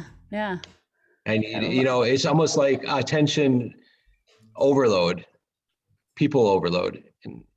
And I love it. And I love the attention and I love being part of it. But at the, you know, there comes a point when it's like, all right, get me out of here. Yeah. Yeah. So I think a lot of us experience that same kind of duality. So with Forrest, you know, so what I find fascinating about what Jack has said is that he is an INTP and he says strongly, right? He says strongly in all of those categories, whereas I'm an ENTP, but not very strongly, right? It's kind of a marginal kind of thing. So I just think that's a very interesting thing as far as him being such a logician, you know, so logic-based, all that kind of stuff, as far as potentially helping us figure out the nook, right? Figuring out how he figured it out. Because I know that there's a million different potentials as far as how this thing ended, but there is that potential that the full potential of him solving it and finding the Nook. And no matter what we think, most of us agree that the treasure was out there at some point. No matter who retrieved it, no matter how they retrieved it, the Nook was out there. So what we have to go on right now is the things that we have from Jack as far as how to find that Nook. And that's kind of why I kind of focus on that, even though I'm open to whatever possibilities are going on, because, you know, I follow the evidence. But yeah, finding the Nook, it's like, it doesn't matter who retrieved it, the Nook existed. It existed. And so discovering it has actual potential. So I do like the potential of exploring that. So figuring out that Jack is a strong INTP can help us maybe potentially figure out the slip-ups. Oh, questions from chat. Okay, sorry, I haven't been looking. None. Huli, tell us more, please. Okay. Jason Northface. Most introverts wake up one day and realize, usually when it's too late, how much time they missed with loved ones. I can relate to that. Oh, that's very sweet. So yeah, as far as the Myers-Briggs thing, there you go, guys. You can kind of delve into that and what it means for how Jack might have interpreted the poem and the book. So should we move on then to the emails from Jack? Obviously, the Myers-Briggs was one of them. Okay, the next one are the slip-ups. You guys are going to be extremely disappointed. Prepare yourselves. Let's see here. Hold on. Okay, let's see if I can find it. Oh, and I have to share this real quick. So there were a bunch of people asking for information about addresses and emails. There we go. amyseeksadventure@gmail.com. Amy Seeks, 350 East Street, 1414. Nederland, Colorado, 80466. If you want to send me anything. I really like copper coins. I have one of those already though, so you know, whatever. And if you have any information or stuff like that you would like me to share, this is the email there. Okay, stop share. Next up, let's see where, I believe these are it. Okay. So Alan K actually also shared some emails with me as far as Jack kind of clamming up about the potential location of things. Mine were about the slip-ups. So question number 1, in a previous comment you made, it was insinuated but was not clear that the slip-ups were when FF was being interviewed in his home. Is that confirmable? Was it a video? And he says, I don't want to narrow those down. Next question, did the slip-ups help you find the search area, confirm the search area, find the blaze, or confirm the blaze? Or did they help with something more abstract, like focusing on FF going in there alone, which from the AGK videos we're really assuming might be slip-ups? His answer, I don't want to narrow those down, but obviously they were important to the process of figuring it all out for me. Third question, now the hot topic. Some intrepid researchers like Huli and, what was the other guy? I forget the other guy's name. Dang it. Who found the other slip-ups? The big question on some people's minds is if there are other fun nuggets like these to be found from AGK, maybe on blogs or other YouTube shows or the like. I don't think so.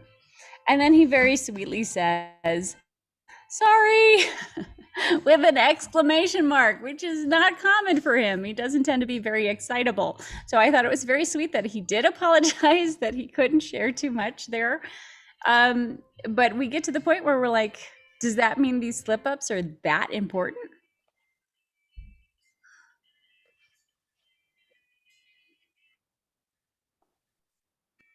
I think they're less important than most people are saying they are, but that's just me personally. Has anyone asked him if he thought he could, without those slip-ups, could he have found the treasure chest? Anybody? Bueller? Matt? Writing it down. Jack, if you're hearing this, act surprised when I ask you. Okay, say that again, because I'm writing this down. I'm going to ask him. Could you have Jack found the have treasure chest without? just without the slip ups? Right. Maybe that's- that is a loaded, maybe that's not the way to phrase that question because he could answer it, I don't know. How would I don't know, know. right? It's a hypothetical. True. I think did someone ask him like, how did it really help? And I think he did say yes. As If far you as I Yeah, that was recall, me. I'll paraphrase, but I seem to recall it was something in the arena of helping him understand more about Forrest, like, you know, the right context, the right mindset, something to that effect. Okay, so slip ups then. What is the general consensus here in chat and panel? If you go to the Reddit link where the guy was so kind to make that spreadsheet of all the Q&As, there's like 261 of them. I just went Yes. through that entire thing today, and there are quite a few answers from Jack regarding the slip ups. I don't have it right in front of me, so I can't read them, but Let's You see if have I to- can. I saw new stuff today that I hadn't remembered before. So people are continuing to update it. I'm not sure. Well, they might be, but I have it printed out. So I mean, what I printed out, I think is 2 weeks old. All right, I just Okay. found the quote here. So the quote is, well, first off, the question posed to him was, let me get this straightened out. You were able to find the chest by recognizing an interview slip up? And the answer from Jack was no, the slip ups didn't give everything away. They just helped me to see some elements of the overall picture. See, that's what bugs Okay. me. Elements of the overall picture somehow were key to helping him find this, but just elements of the overall picture. Is that an application of a methodology that we're looking for? You know, like the alone part. You know, in the AJA videos, he talks about the alone part so specifically. I really think it's when Forrest was alone, right? Solitude, solitude. Is that what he's talking about? You know, and as far as using that to apply to where the space was?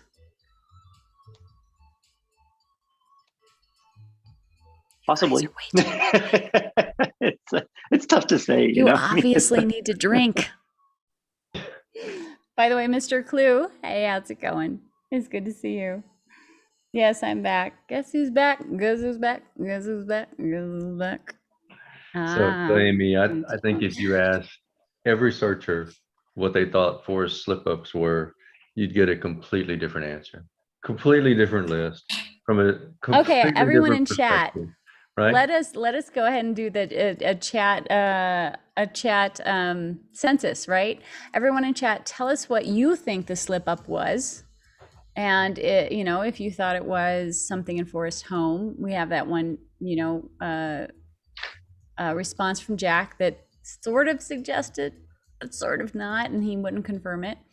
So, I mean, does his lack of confirmation tell us something about it being more important than it is, or is it misleading, or is it him being like, it's more important, but you're never going to figure it out, right? There was one answer by Jack that I think was a little leading. So the context here is someone wrote to him and said, you know, congratulations on finding the treasure. I completely understand your reluctance to reveal the location if it was found. In your first post on Medium, you mentioned a couple slip-ups Forrest made that helped you.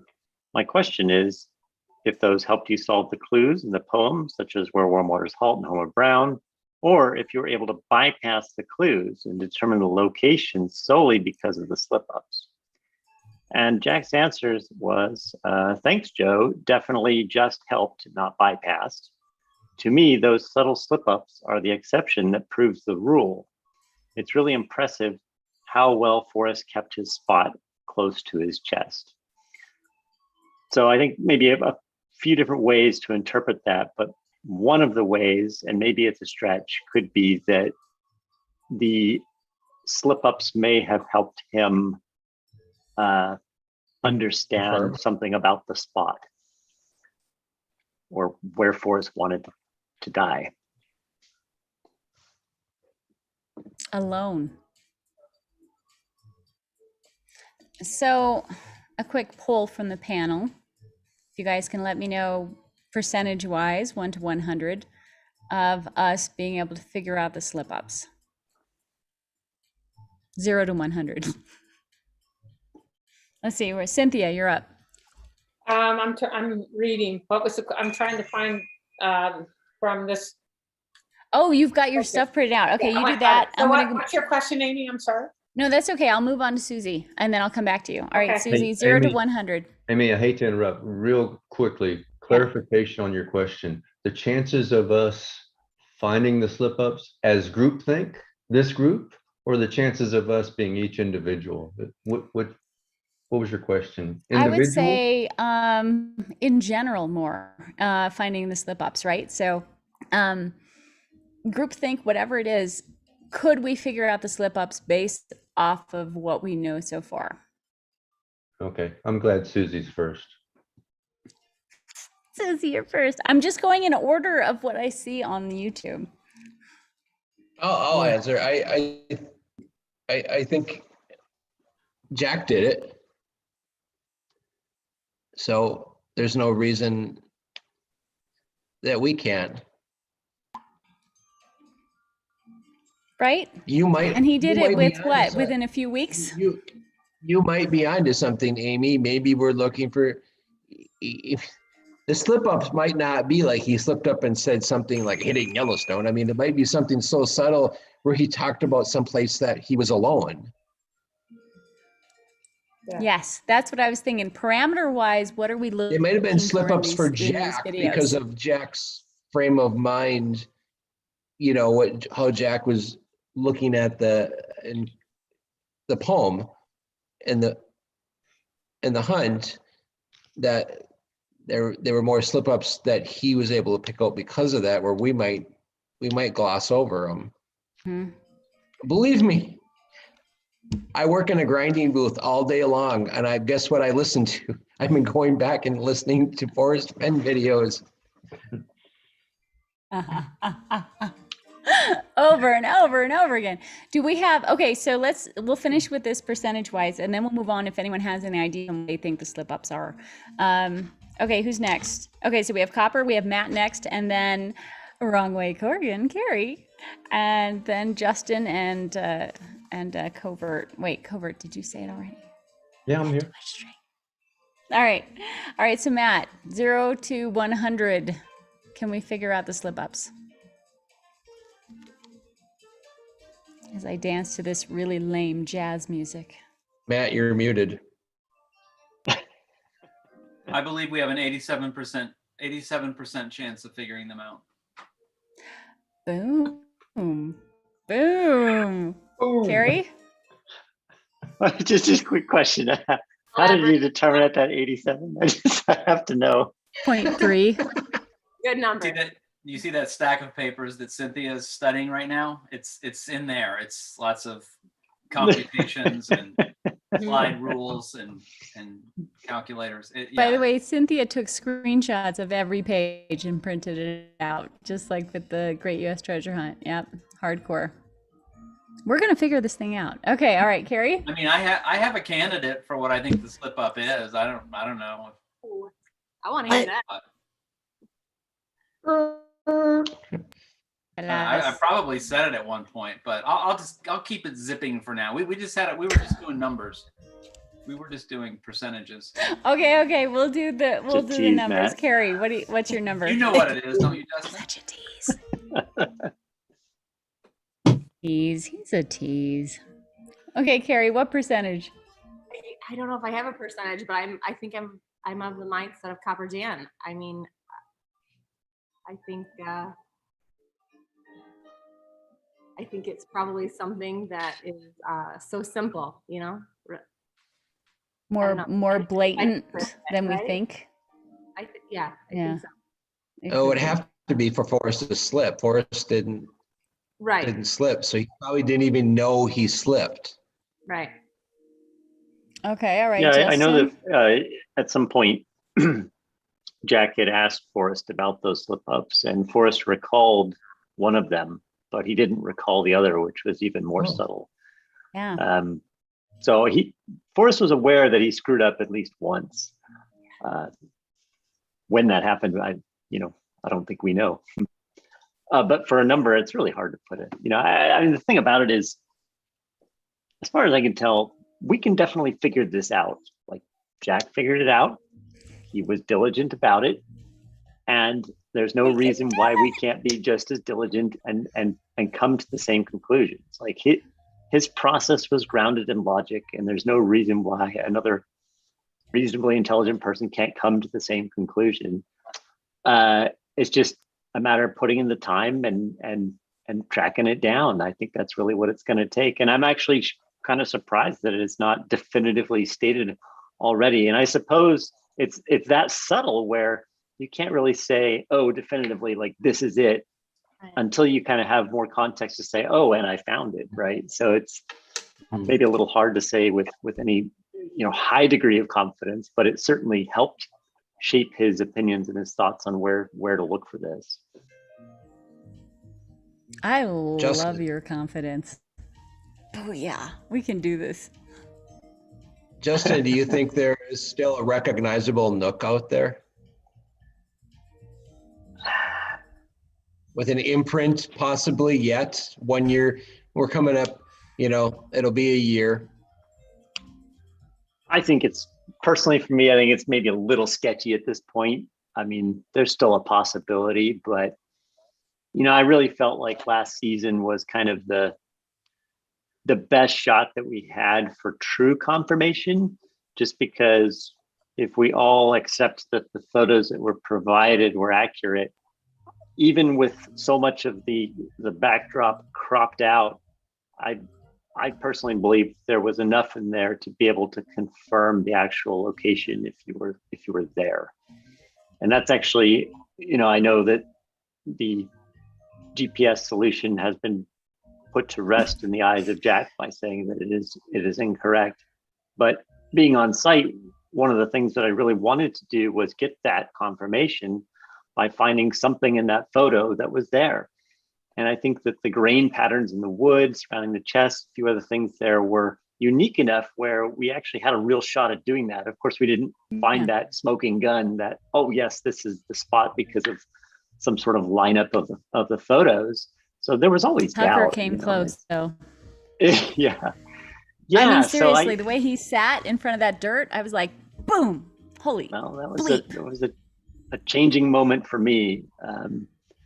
But if we're going to take Jack at his word, then I think we can confidently say that the geographic coordinate solution was incorrect. I know that some folks still believe it to be correct, and it may very well be. But if we take Jack at his word, then it's not correct. Well, there wasn't GPS involved. Whether it's correct or not, there wasn't GPS involved, right? That's all we can really infer from that point. Even if it was the exact same nook, the GPS is not how it was solved. Yeah. Oh, I see Tucker in the background. He's very insulted. Yeah, he's trying to get comfortable.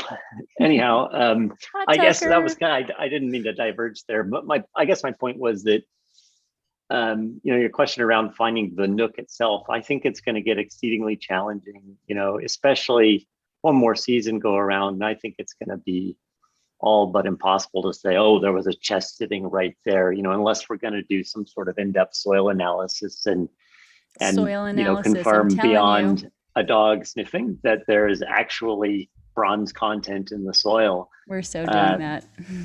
Yeah, I mean, I'd totally be open to that. But like the stick Jack mentioned, if we take it at his word, he cast it aside. So it's sitting nearby in that spot. Now, for how long, I don't know. I know, but the stick again, it was is like the season. One thing. Stick could be confirmable. Someone could recover the stick and sell it on eBay.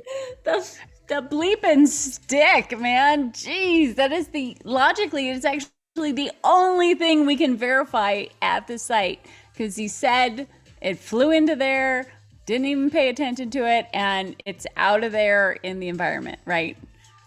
That's right. How long does the stick last? That's the Depends thing, on you how know. wet the environment is.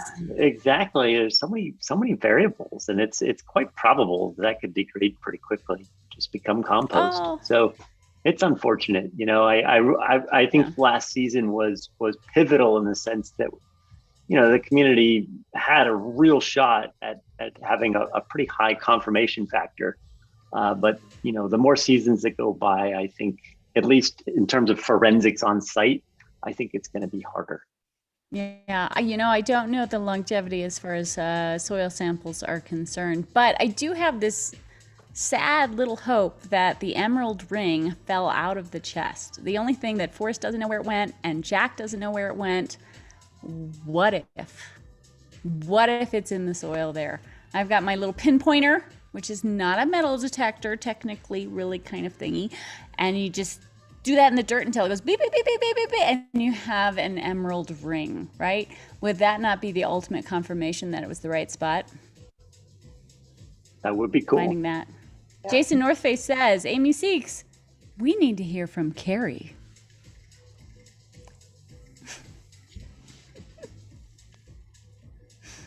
She's like, no. What are we looking for?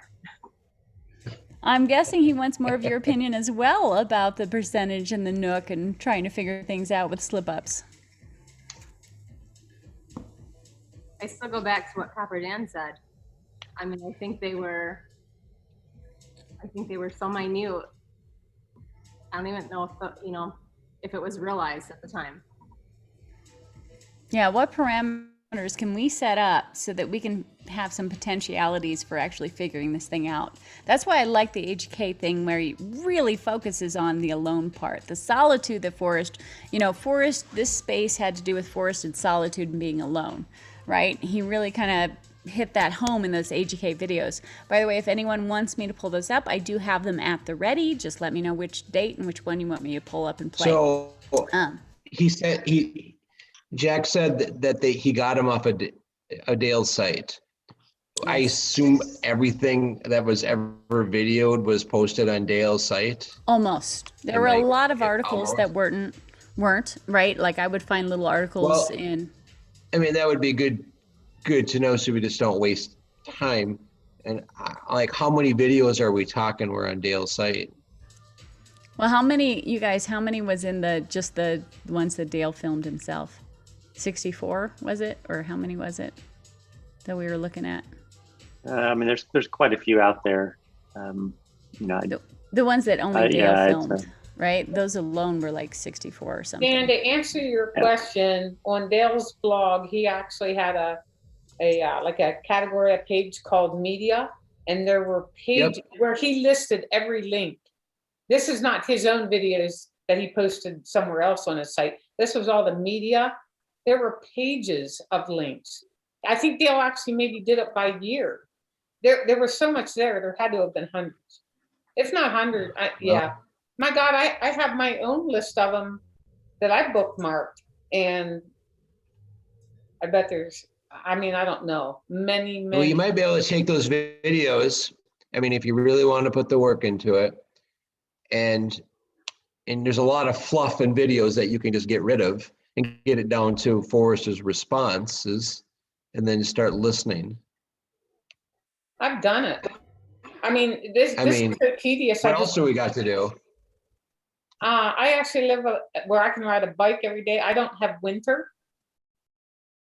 Maybe people who live up north who are snowbound should go through all. Yes, Amy, you live where it still snows every day. So maybe, I know I've already done this. Although I think there's more information from Jack, what we're looking for. So on question 172 on the Reddit spreadsheet, the question, and this isn't the slip-ups, but still the slip-ups are what directed him, I believe, to the original thing he needed to understand. And the question was, when you said you initially figured out where Forrest wanted to die, did you just figure out the kind of place or the exact place by name? Jack responded, I felt I knew what kind of place I was looking for before I figured out the exact place. He was looking for a kind of place And in my opinion, that's what the slip ups are going to tell you. It's not going to say, it's not even going to imply Yellowstone. It's going to imply, in my opinion, his favorite fishing, which was one of Matt's ideas that I thought he was going to talk about, but I guess he didn't. I mean, Under Oh, the he's bus. just a- Under the bus. article. I mean, I don't see what is wrong with putting this out there. It was. I'm going to talk about it because I was involved in the article when it was written. So I forget Yeah. the year. It was called the California Sunny Magazine. It's not a camera 2015. interview. It's print. And the exact quote that the writer said that Forrest said by putting it in quotes is, Matt, do you have it in front of you so you get it right? I don't want to paraphrase it. Yeah, I think people know about it. Yeah, I mean, this is no secret. I've talked about it in my videos. Right, it's 2015, The Everlasting Forrest Fenn. And I like this because not only does it meet the temporal parameters, like it needs to be, it really can't be after about 2018. But it's also about Forrest, where he wants to die. And I don't know if that's really been specified in what Jack has said, but certainly he has said both, that he used slip-ups and he focused on where Forrest wanted to die, not just the poem or whatever. He did. He But really yeah, did. people know about it, where Forrest said, hopefully at my last dying gasp, I'll go out to my favorite, and then he trailed off. And so it's not that difficult to fill in, it was probably favorite fishing spot. It could have been his favorite swimming hole too, because he had more than one of those. Right. One in the Madison, in the Baker's Hole area, and one in Yellowstone National Park. That was the Firehole Canyon swimming hole. So, and he probably had more. I mean, he talked Ojo Caliente. Not that he swam there, but I mean, yeah. So, but that would certainly narrow it down if that was what Jack was talking about. But does that give you the context to be able to give you a lead on where the spot is? I mean, we've all listened to these various videos. We've all flagged these items, right? And I think it kind of comes down to, how do you define what's a slip up? Just because Forrest said it and he shared it with you and it sounded something like, wow, that's very interesting. Those weren't necessarily slip ups by Forrest. Those were the things he wanted you to know. But there were times there were inadvertent slip ups and stops in his language where you could tell he didn't mean to say something. And I think that's what, that instance that Matt is referring to might be one of those as well, where he said it was my favorite. Then he took a pause and it was like, okay, what is he talking about? But then put that in context, carry that a step forward, just like Cynthia says.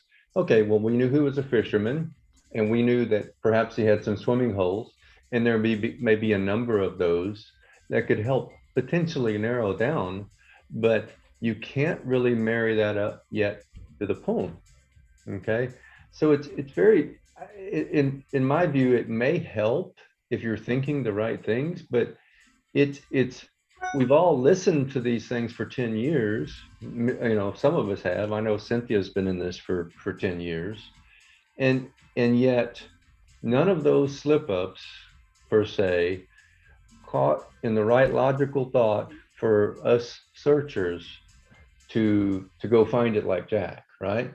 But, we recognize, and I think, Matt, this is a prime example, the one you've listed. It's not something new or novel. I think many people heard that and we said, whoa, wait, what did he mean to say beyond that? The real question is, would it have helped us, and does it help us narrow down our search individually, right? So is it a fishing hole? Is it a swimming hole? And maybe there are just a few of those that he went to as a child that meant something to him. And, he's mentioning Yellowstone Park.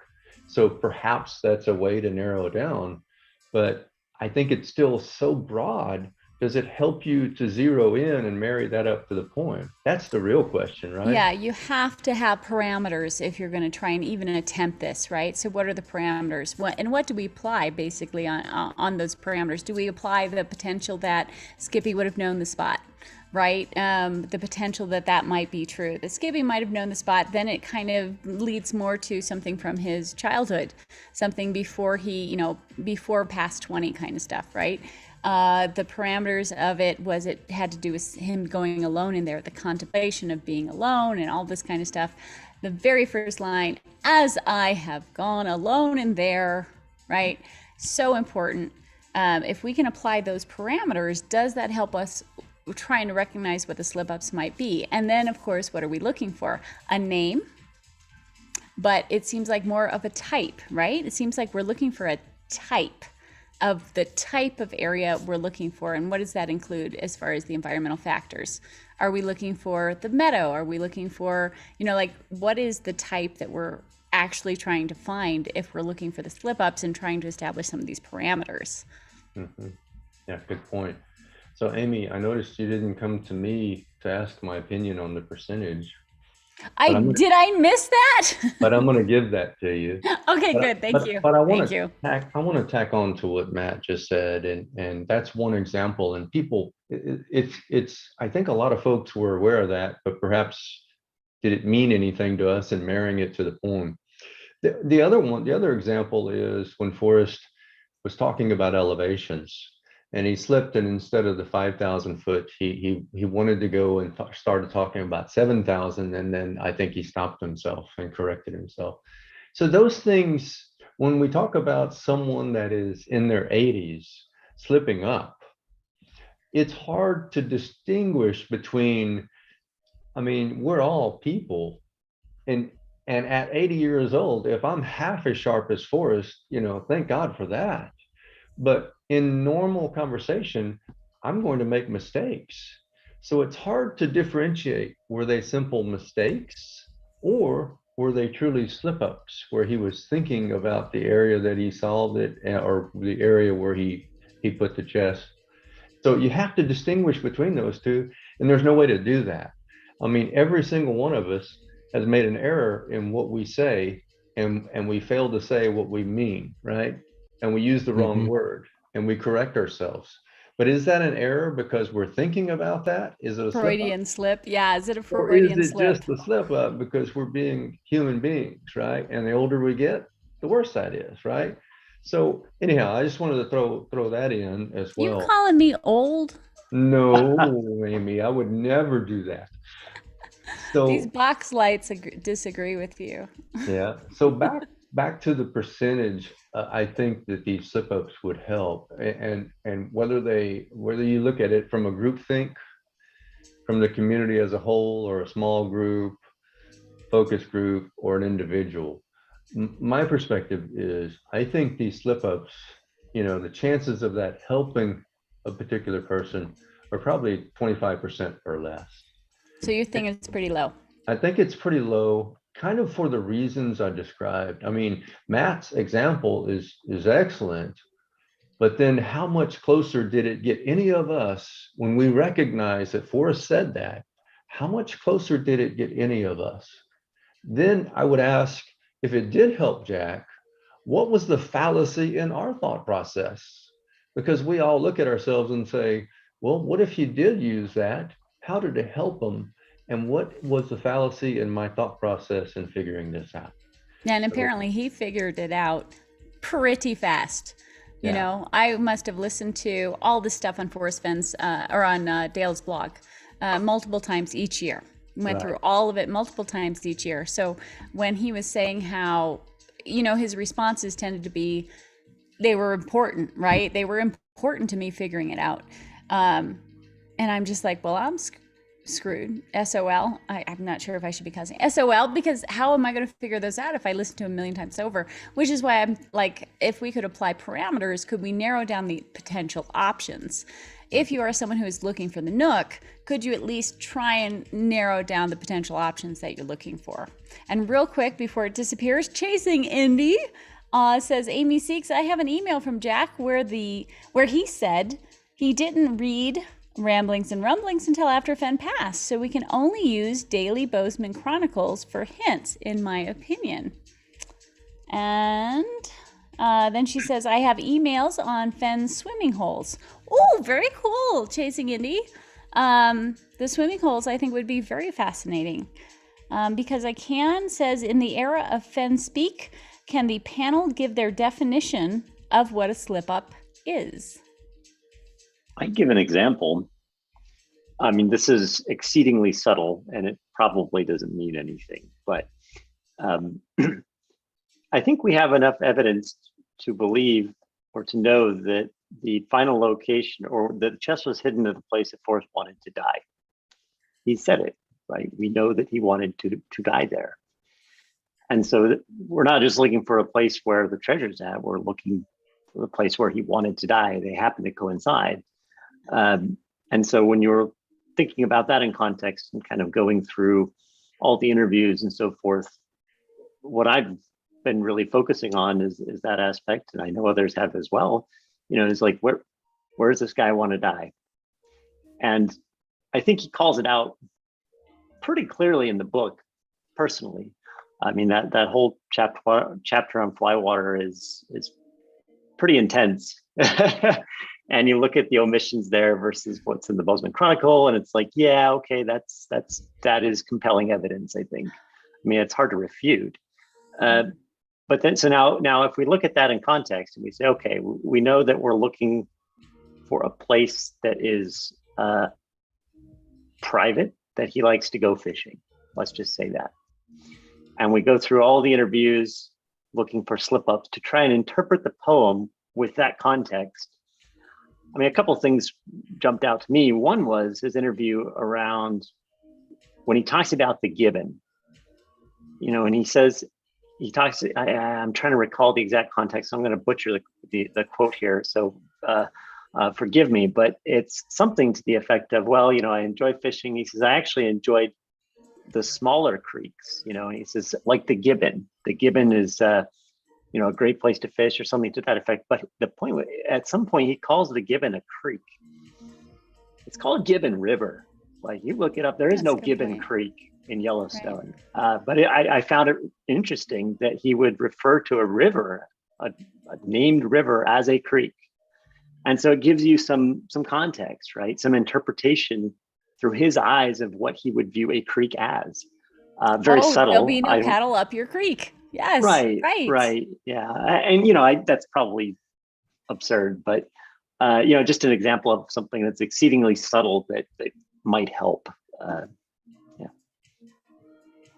Yeah, I agree. It's going, in my opinion, the thing that we talked about in the California Sunday about and diet, my favorite ... That wasn't a slip up. That was Forrest knowing exactly what he was doing. And my God, all you have to do is read Flywater. You don't need that quote to go. It's Jack. I just went through, like I said, 261 of these questions and answers. And if people really want to know what Jack is thinking, they need to read this. There's just so much there that I will probably go find the Nook tomorrow. And Jack, actually, it'll be May 10th. But anyway. We have to wait that long? Yes. I'll come join you. We'll go find the Nook. So, just to clarify, Jack is keen on making sure that any quotes that come out are ones that he actually has said. So if you do question one of those quotes on that, because it is a crowdsourced source. Yeah, I'm good with words. It's a crowdsourced document, right? Jack does seem keen on wanting to make sure that those are accurate. So if you have one that seems very, very important to you, go ahead and email Jack and just verify that it indeed is from Jack, so that you can kind of move on from there. Amy, it actually gives the source for all these. A lot of these say Amy Seeks, YouTube. Yeah. This isn't, he has anything that I showed in emails or my videos are in here. There are sources for everything. You still can email Jack, but there are also the sources where this came from. which is nice. Yeah, there were some actually on there that said Amy Seeks, and I'm like, oh, that's right. I did say, I'm like, I did ask those. Those were on my show. But I think so I've got this out symbolically. You guys see this? This is my press pass from when I was a photojournalist. Woohoo! Very fun. Anyway, I'm getting that baby back out. We're in full steam investigatory mode, right? It's like, yeah. I think I'm with Justin as far as being the cheerleader. I'm like, yeah, let's figure this thing out. So these kinds of things, the more we can, obviously Jack seems to be kind of clamming up a little bit, right? About the specifics of some of the things we're going for. I take that as a good sign. It means he thinks we could figure it out. That's my interpretation. So yeah. Either that or he's just exceedingly annoyed with all of us for hassling. I'm sure that's part of it, right? How annoyed. I mean, it's one thing to be Forrest and having created everything and then like put all this stuff out there and interacting, but it's one thing to be the finder and being like, look, 100 emails. Let me just go ahead and answer all of them. Oh my God. But he has been. So, I mean, he's still communicative, which is, I think, kind of amazing. If it were me, I don't think I would have been. All things considered, he's been really gracious. Like, just my personal opinion, I mean, the influx of emails he must have received is probably staggering. And the fact that anyone is getting a response is awesome, I think. Yeah. Yeah, agreed. It's been kind of mind blowing how much he's been, he can, like, I'm able to ask him, if somebody else brings up an email from you, like when Candy did, because she has excellent emails and researching skills. And, and so she brings up an email to share and I'm like, oh, I don't know if I can or not. And Jack's like, yeah, within reason, obviously, those things are just fine. Just make sure it is something I said. So I think that's pretty darn cool. Right. So if you guys have, yeah. So Amy, go ahead. Covered in. Sorry. I was just going to say, I thought it was just fascinating this week that we really found out Jack was part of the community. I mean, he followed AGK. We know he followed and read Dale's blog. So there's a good chance that he followed a few others.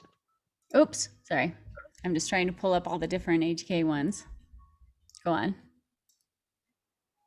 It was just neat to officially, to find out that, he is, he was working on this just like we were about, and he got into it about the same time frame that I did, right around 2018. Oh, really? The same time frame? So I bought my first book in 2015 and I read it and I just wasn't in a place in my life where I could go searching. So I was excited about it, but the book kind of got put on the shelf. And 3 years later, I was just like, I don't know why. I don't know if another Josh Gates, I think that's probably what it was. It was probably a program on the TV or the internet that I'm like, oh my God, that is still out there. No kidding. And I pulled my book back out and then I found a couple of you guys on YouTube, I believe. More than likely, I think my first one was, I found Toby with AGK. Yeah. And eventually found this guy named Mike Cowling. I don't know if you ever heard of him. He was drinking coffee and yeah. At that point, he already probably had 150 videos out. So I went back and found video one and threw the headphones on and just started working my way through the videos. Yeah, I think a lot of us, I mean, AGK was definitely the first establishing feature as far as this was concerned, right? They really established the YouTube first for the Fenn stuff, then started going live, and then everyone else kind of started following suit. All of it as far as establishing, how all that, the flow of that kind of stuff and panels and things like that. And then thank God for Zoom, because then we got all this stuff. Gadelkin says, I wish you all well, and I hope you find what you are looking for. Nookie Nookie. We're looking for Nookie Nookie. Is that wrong? I'm glad you said it, Amy, and not me. There's been far too little puns said on this show tonight. I'm disappointed, people. Just saying. So I think there needs to be more alcohol next time. The so-called nook. So I got a question for the group here. Based on what is remaining and what Jack has said is remaining in the field, and I guess in relation to the blaze, what are the chances that you can find the location without the chest being there? What are the chances right now, point in time, that anyone can do that? How close do you want to get? Dead on. You have to know exactly where it's at. I mean, general area, I could say, hey, it's generally in Wyoming. Am I right? I mean, you know, how close do you want to be? I would think you would want to know exactly where it's at, because people keep talking about the nook, and by definition, that's, you know, very precise. So I don't know. I'd like to know what the group thinks about what are the chances of us finding that location and pinpointing that location. He said he covered it back. He said he covered pushed the forest debris back into the nook. So I think he did? Covered it up to where you can't find that nook anymore. Mhm. Personally, I'd be happy if I could just find that forest that was smaller than a football field, knowing that that was his special place. If I'm ever that close, I'm good. That's closure for me. I think that same thing, Cynthia. I think that's close enough for me too. I don't need the exact nook. I need the area within a football field, within 200 feet. Fine.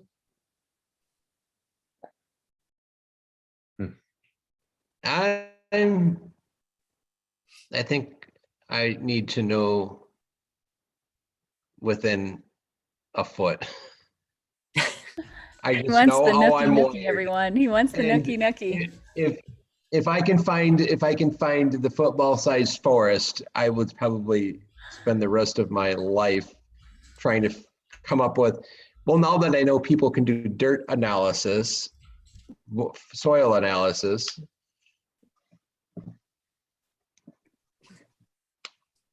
A little spectroscopy. Is that the right word? It's been a while. I won't mess with the location.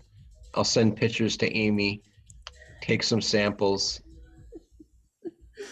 We'll send one sample off to the lab and one to Tucker. All right, let's see. Matt, you're next in the lineup, and then Carrie. Can you repeat the question? Yeah, what are the chances of us finding that specific location, well, that spot, you know, knowing what we know today? So the best person to answer that is Jack, and Jack said it was really unlikely that we'd be able to figure it out. So he's a Debbie Downer. Right. Wah-wah. All right, Carrie? Sadly, I agree. Debbie Downer. No, it's awful. Y'all want to know. So percentage low. Okay, Justin, and then Covert, you can tell us yours too. Well, I've found a lot of places where it's not. So I figure if I just keep that up, at some point I'm bound to hit pay dirt, right? No, I need to know. So it's just going to be like, I'm going to keep looking.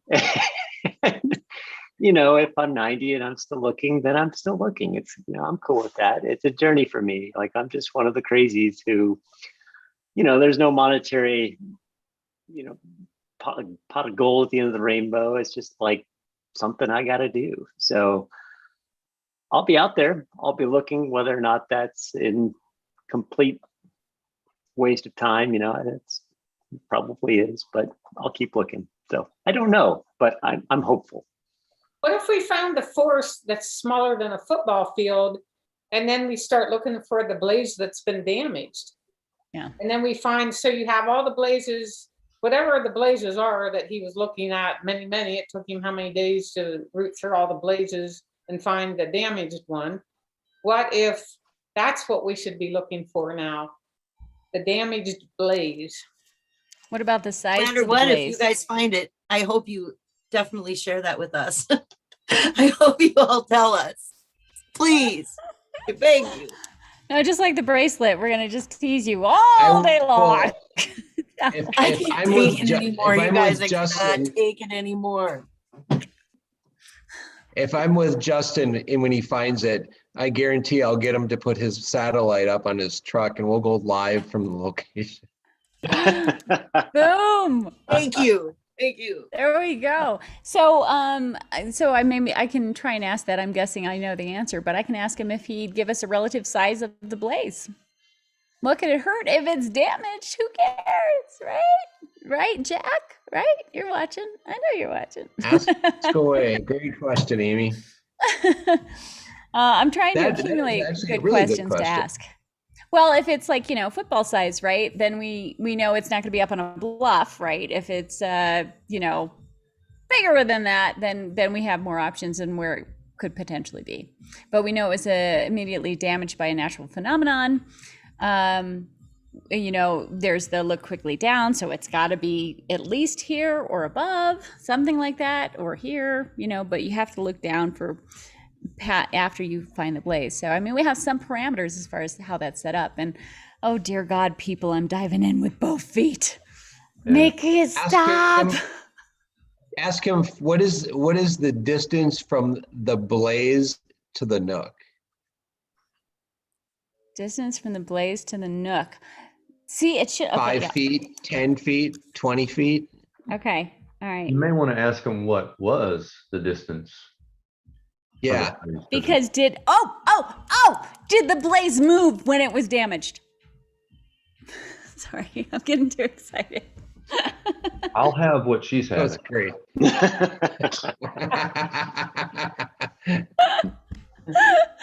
I'm sorry, I get excited when we get into to the deductive mode kind of thing, the Sherlock Holmes So- stuff. Okay. I don't know.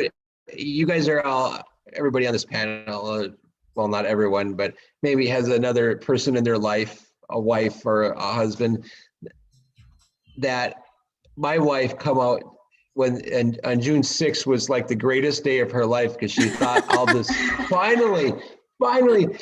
And when I told her I'm coming out here tonight to go Zoom, and she, what are you guys talking about? I go, Forrest Fenn treasure. She's like, I can't believe I finally thought this was good. I'm like, I'm sorry, honey. I don't know if it ever will be. Not until we find that dang toot nook. I'm gonna be out here when I'm 90 Yeah, with a walker. So true, Copper Dan. So Amy, I think so. I think the chances of anyone finding that specific location are so very low. I mean, this community didn't find it when it was there. And if something was damaged or is missing from the field now, I just think it's so minute of a chance that anyone could find it now. It's tough. It's tough it for is. sure. Yeah, Yeah. because you're not going to get confirmation from Jack. My guess is that it is highly probable that the chest was located on difficult property. I mean, what property isn't difficult? You know what I mean? It's like there's so few places where the property is not going to be difficult. So there's no way Jack is going to say, you got it. That's the nook, right? Because then he becomes liable for all this other kind of stuff. So it really leaves it up to us to kind of narrow things down, put parameters in place, and then potentially having soil analysis and things like that to try and confirm. And the potential for the emerald ring. I'm holding out for that emerald ring being dropped in the soil. So I wonder if there's a statute of limitations. Let's say Jack's not telling us because it was in Yellowstone National Park. And Okay. I wonder if there's a statute of limitations where the Yeah. park after, say, 5 years can't come after him anymore. I think it's 3 years. So there was today a lawyer contacted me, but I don't know if he's really a lawyer, right? I haven't checked credentials or anything like that. But he was talking about various things like this, and the Yellowstone thing was a 3-year thing. But like I say, I haven't gotten clarification. That's good on that. because we're almost 1 year down, so we've only got a little over 2 to go. I know, right? And isn't it like a year? There's like a year thing for people suing him for stuff, right? And then there's like a 3-year thing apparently for the Yellowstone thing potentially. Do you think that's what he's waiting? You think he's waiting for the 1 year anniversary and then it'll officially sell it? What do you guys think? What is he waiting for as far as selling it? He's got to I be think waiting for Jack's a something. pretty pragmatic guy. You know, he INTP. exercises a lot of restraint, and he's conservative. And so I think it seems clear to me that he's at a minimum waiting for any potential lawsuit in the Fenn family estate, everything in that arena to completely die down and go away at a minimum. Then beyond that, there may be additional legal implications that might cause him to hang on to it longer. Yeah. I wonder if he had to pay taxes on it yet. Or if it was a gift from Forrest, I wonder if that kind of superseded that. Well, there's like a I don't certain think- type of taxes, right? You have that one-time lifetime gift thing that you can do, which Forrest counted as the chest. But then there's other taxes involved as well, I believe, right? Right. So Copper So Dan, it's kind of like that person that goes on a game show and wins a brand new car, but But can't then afford can't to pay afford the taxes. sales Yes. tax, so you have to sell it. yeah. Car. In this case, almost a similar deal where, I can't, if they'd had to put a value on the chest and there'd be a certain tax that you would have had to pay. Well, if Jack doesn't have that money. So Right. Copper Last Dan- time I talked to Jack, he hasn't even started on the appraisal process. So he's not in any hurry. That was like less than a week ago. So there's no rush on his part. Yeah, let me challenge the premise, Copper Dan. You said, why is he waiting? How do you know he's waiting? We went into the personality types. We've already talked about that, and we've talked about being a perfectionist. How do we know he's waiting on anything? So let me explain.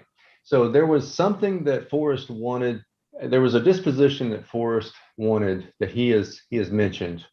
And he said at one point, I guess in one of the correspondences, that he was still working on that, something to that effect. Mm-hmm. But do we know, the whole premise, do we know that he's waiting on anything? We don't What do really you know mean? that. What would he be not selling it for? I mean, if he needs the money for college, tuition fees, why Carrie's like, boom.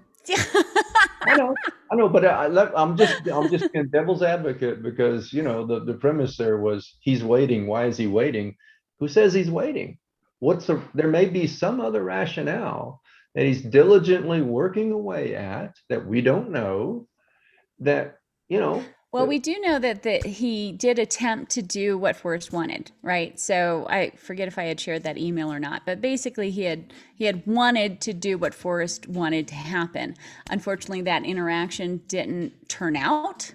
But he doesn't want to talk about where Forrest had wanted it to be because he's like, these were good people and it's not working out and I don't want them to feel bad and I don't want the community to be upset that it didn't happen that way, right? So we do know that. We do know that he attempted to do what Forrest had wanted and it's not really working out. I don't know if that's like final as far as like definitely not working out, but that is the gist I got from the email from him. So at this point, right, we don't have an appraisal yet.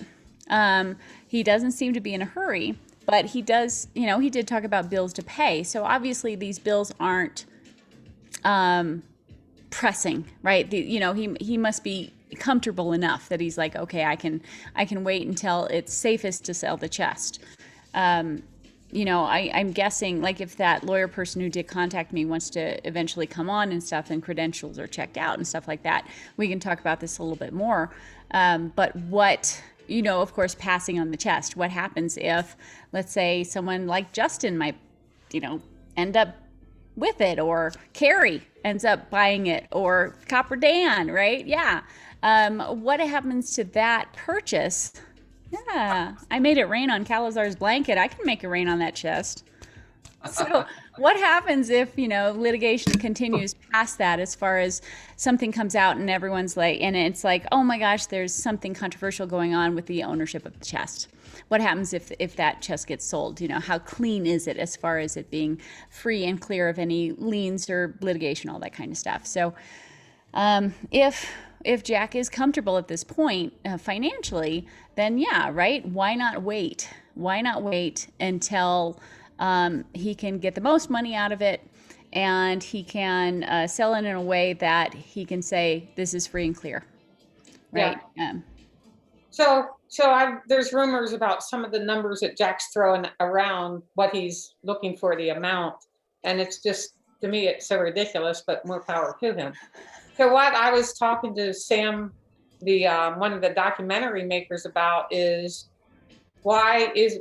who's to say Jack isn't sitting on that until one of these documentaries hit Netflix and that goes global, and then he's got all the free advertising he needs. He doesn't have to put a dime into anything. Susie's like, yes. It makes sense. Cynthia, that's a very good point. And that's why I say, we can argue both sides of it. Is he waiting? Is he not waiting? Or is there some other rationale that it's taking some time? And you just pointed out one very good example, that he could be waiting for all the right reasons, and that might just be it. Who knows? Yeah. And real quick interjection, this is for Bobby D. Don't forget to like or dislike this video and click the subscribe button, because you want to see more, because we have more. All right, Covert. I had to fix that in for Bobby.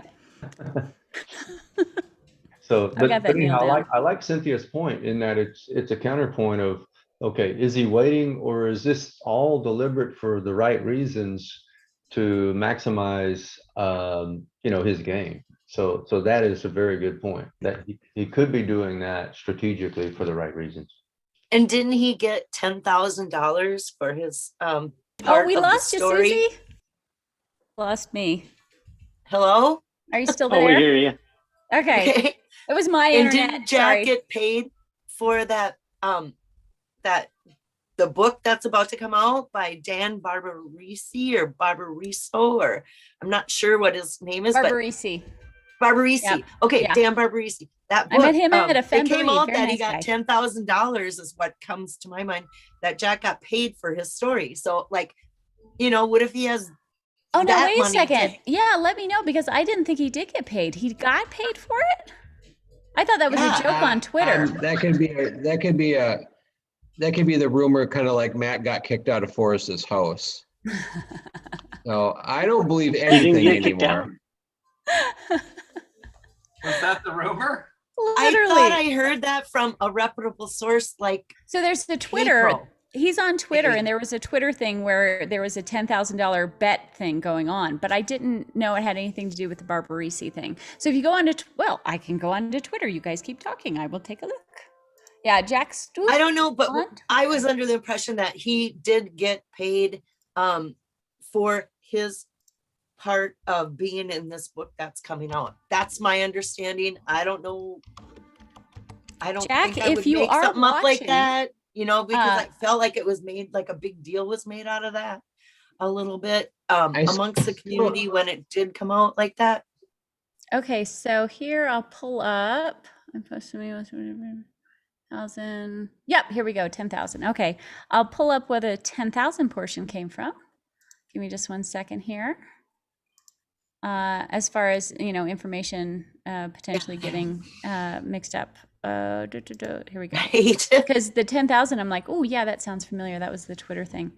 Here we go. All right, so, and Jack, like I've told you, feel free to correct us if you're in the chat and want to. So here we go. Anyway, hey, Mike McDonald 89, maybe we should chat some more. I'm Yeah. pretty big believer that Fenn's treasure never existed. If you prove to me you found it, I'll give you $10,000. If you retweet this and are part of the chain of retweets that reaches the finder, you and the others in the chain will evenly share the 10,000 as well. Yeah, I look at mean, the did comment that, is directly that above it. real? That's not real. No, look at the comment directly above this. Yeah. A little bit further up. Yeah, there it is. I've now been paid out on this. Thanks, Mike McDonald 89. And let me say, I think all Canadians should reroute their 2020 stimulus checks to an American. Is that real? Yeah, this is Jack on Twitter. So there we got it. He's got $10,000 then, so he can sit. I'm guessing that's a joke. Wait, do you guys think that's real or do you think it's a joke? I don't know. You don't ask me. I'm the most gullible person ever. I thought the treasure hunt's real. I'm the one who thinks Jack's a real finder. I'm the one.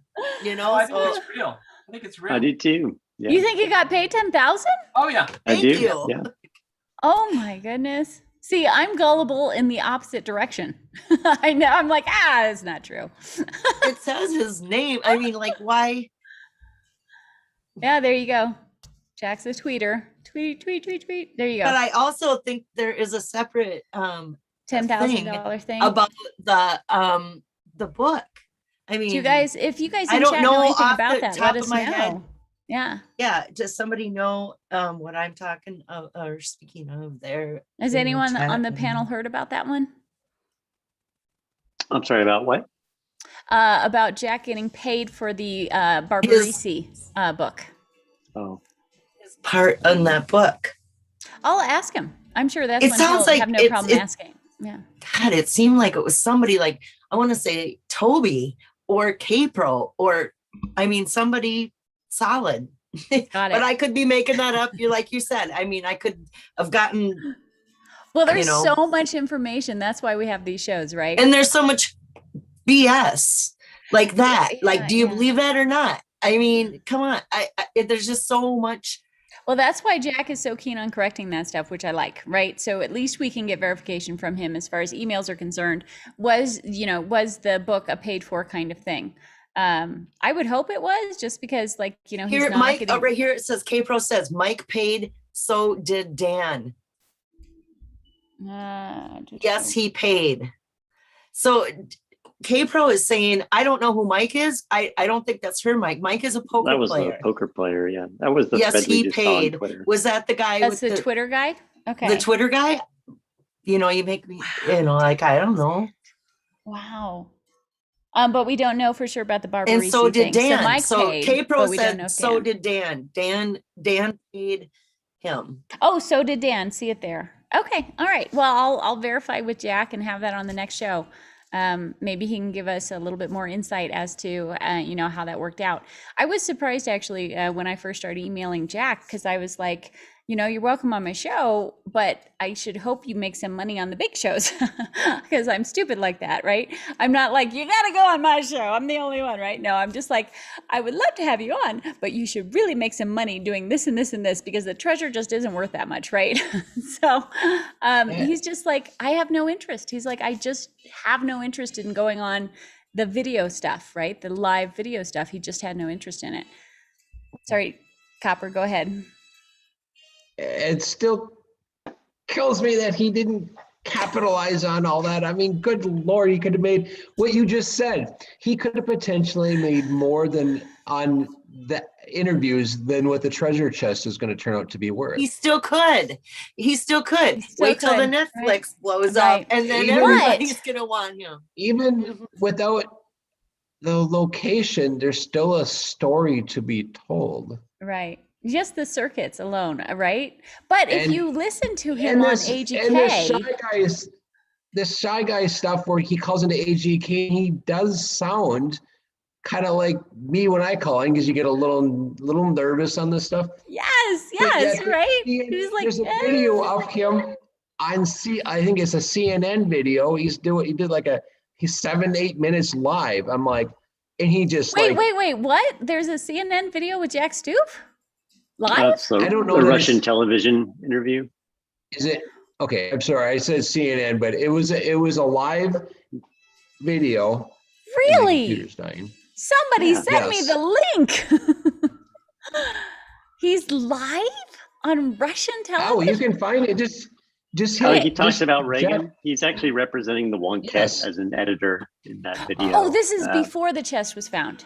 Oh Yeah. yeah. Yeah, Sorry. to be a 10 years ago. journalist, right? A journalist. Yes. We're both journalists. I'm an ENTP. He's an INTP. So And he, okay, I um, gotta watch that video. He didn't skip a beat in it. I mean, he was like so natural, so comfortable, like he did it every day. Really? Because he was so awkward, and uncomfortable with the AGK stuff. He's like, well, I kind of made this video, so, and it's good. He just I seemed didn't think he less was that comfortable. awkward, really. No, I didn't think he was that awkward in it. I think it He was. just seemed I think it was a little uncomfortable. awkward because Toby wasn't giving. Toby was preoccupied, and it wasn't a good back and forth exchange. But I don't think that Jack was. I think he was maybe a little bit, but not overly.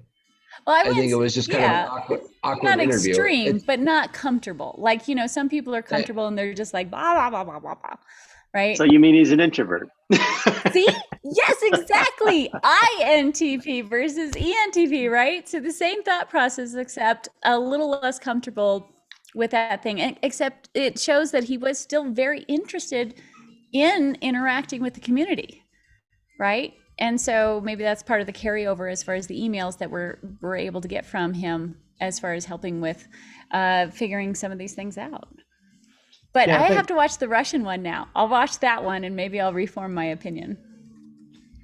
It was a witty exchange, I mean, obviously everybody has differing opinions politically Goodness. speaking, but it was clear that he, he's a witty guy, like a very dry sense of humor, it's kind of deadpan. Yeah. The Onion. Yeah. Yeah. Yeah, I've read a couple articles that were very amusing, Jack.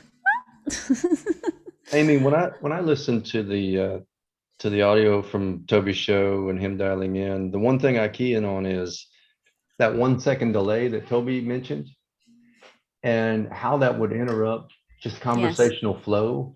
Makes it much more awkward. Yes. And it like if I get any background or echo, or if there's a delay in a conversation when I'm on the phone, it just drives me crazy. It's like, I want to hang up. Let's get a better connection, so on and so forth. But apparently Toby had that delay back at that time, and that was just part of his setup, right? Yes. So you got that piece, and it wasn't true duplex conversation. It was, you could either talk one direction or talk the other direction, and it was a 1 second delay. I'm with Justin on this. I think he's very sharp and witty. He is sharp and witty. Yes. And you couple that with the opposite side of the communication is with Toby. Toby is number one, he is like the top professional, because he has listened to some of these people that dial in that I would hang up on in about 30 seconds, right? But he listens to everyone. So he is a professional at what he does. Yes. He also has a certain way of communicating, and you couple the 1 second delay with someone I would regard Jack as highly intelligent, very witty, and then you couple that in the conversation with Toby. Perhaps it just wasn't, flowing that well for a number of reasons, right? So, I don't view those conversations as that significant in trying to analyze a person or his personality. Well, now wait a second. What about the video that he does on his own? There's still a little hesitancy there. There's still a little bit of staccato going on with his voice, even in the video that he does just on his own. Sure. So, I think, it's everybody's different in how they communicate and how they think. And, one thing that I'll have to give Jack in my listening to those audios with Toby is, I believe he is a very, very intelligent person. And I believe he, whether you say he has a gap in communication or not, I don't know that, because, the phone line at that time, I have no idea. And does it really matter? Simply because he outsmarted all of us, and he's got the chest that we were after. So, but anyhow, that's my view. I think that delay and just the flow, that would trip me up, you know? Yeah, it makes it much more uncomfortable. Agreed. And I Bobby, tend to agree with you, Covert One, too. I was just going to mention, the fact, I mean, I think personally, I'd say that, yeah, he might have felt a little uncomfortable doing that video, but he did it anyway.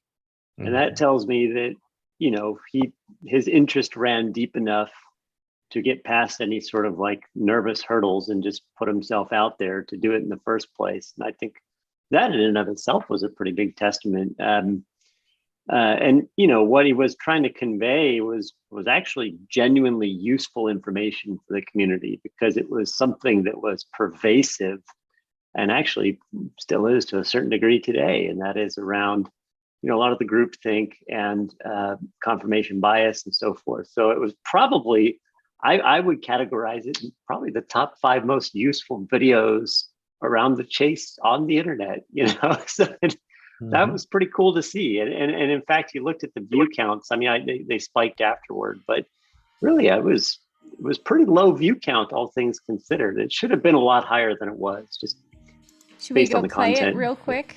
Which date was that? We have the October 9th. We have the February 3rd. That's his video. I was actually referring to the video that he published on confirmation bias. But, yes, the stable one. Yeah, where he Cognitive talks about him. bias. Right, got it. The comparison between the two, there was obviously more staccato going on with, let's see if I can stop share. More staccato going on with his voice with AGK, but yes, the delay definitely counts for that. But I think the introvert in him definitely comes through, even in his bias video. He's getting the information out there. He knows what he's talking about, but he's not really loving it, right? He's not a ham like an extrovert is, someone like me, right? But I don't think that has any relation to his intelligence level. He definitely has, he definitely knows what he's talking about when he's talking about Wait, shoot, I got to rewatch it again. Does he talk about pareidolia in that one as far as the cognitive bias is concerned? I forget if that's one of the terms he used. But anyway. I don't recall. Okay. I'll have to rewatch it again.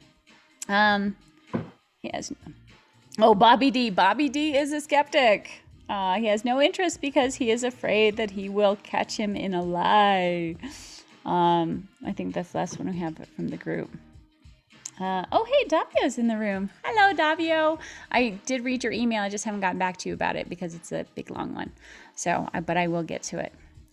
So yeah, I think we've got an establishing personality type here, INTP, right? But having no reflection on intelligence level. The part that always gets me is the time, right? The time he took between learning about it, watching everything that Forrest did, and finding the search area. Within I'm like, what the hell? In this short period of time, he had the search area. That's probably one of the ones that bugs me the most. I'm just like, man, right? Does it mean it's that obvious? The fire hole area, right? What are we looking for at that point? Madison Arm down south through the canyon, fire hole area, below Trout, fire hole falls, right? The most obvious thing, is that really going to be the answer? Where it's like, I wish it wasn't there because it's in Yellowstone? Or is it going to be something more vague, right? That Forrest said in a video somewhere. But it really still seems like it's a conceptual thing that we're looking for as far as the slip-ups are concerned. Anybody? See, I'm a big ham. I just keep on talking and talking and talking. What was the question? I'm more bothered by the fact that he was so leisurely in getting up the next morning and retrieving. I just am, what? Right?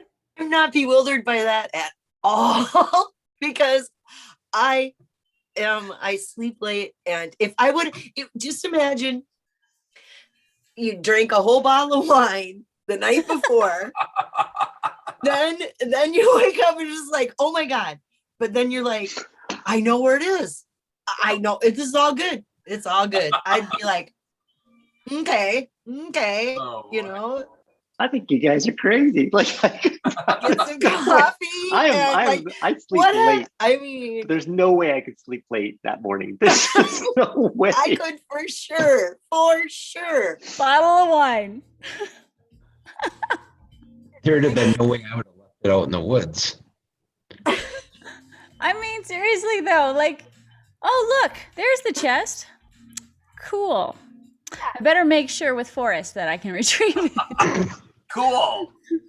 I'm I gonna think I'll go. leave And that. then tomorrow, I'm sure it'll be fine overnight. I'll go back and get it. Right? What's No. one more day? I mean, And technically, yes, it's in the safest place it could be because no one found it or figured it out. But still, the psychology and being able to, but that's where I'm like, so there's a lot of things that I'm guessing, like I'm guessing there really was a note from Forrest, but it needs not to exist, right? And I wouldn't blame anyone who found the chest for needing it not to exist, right?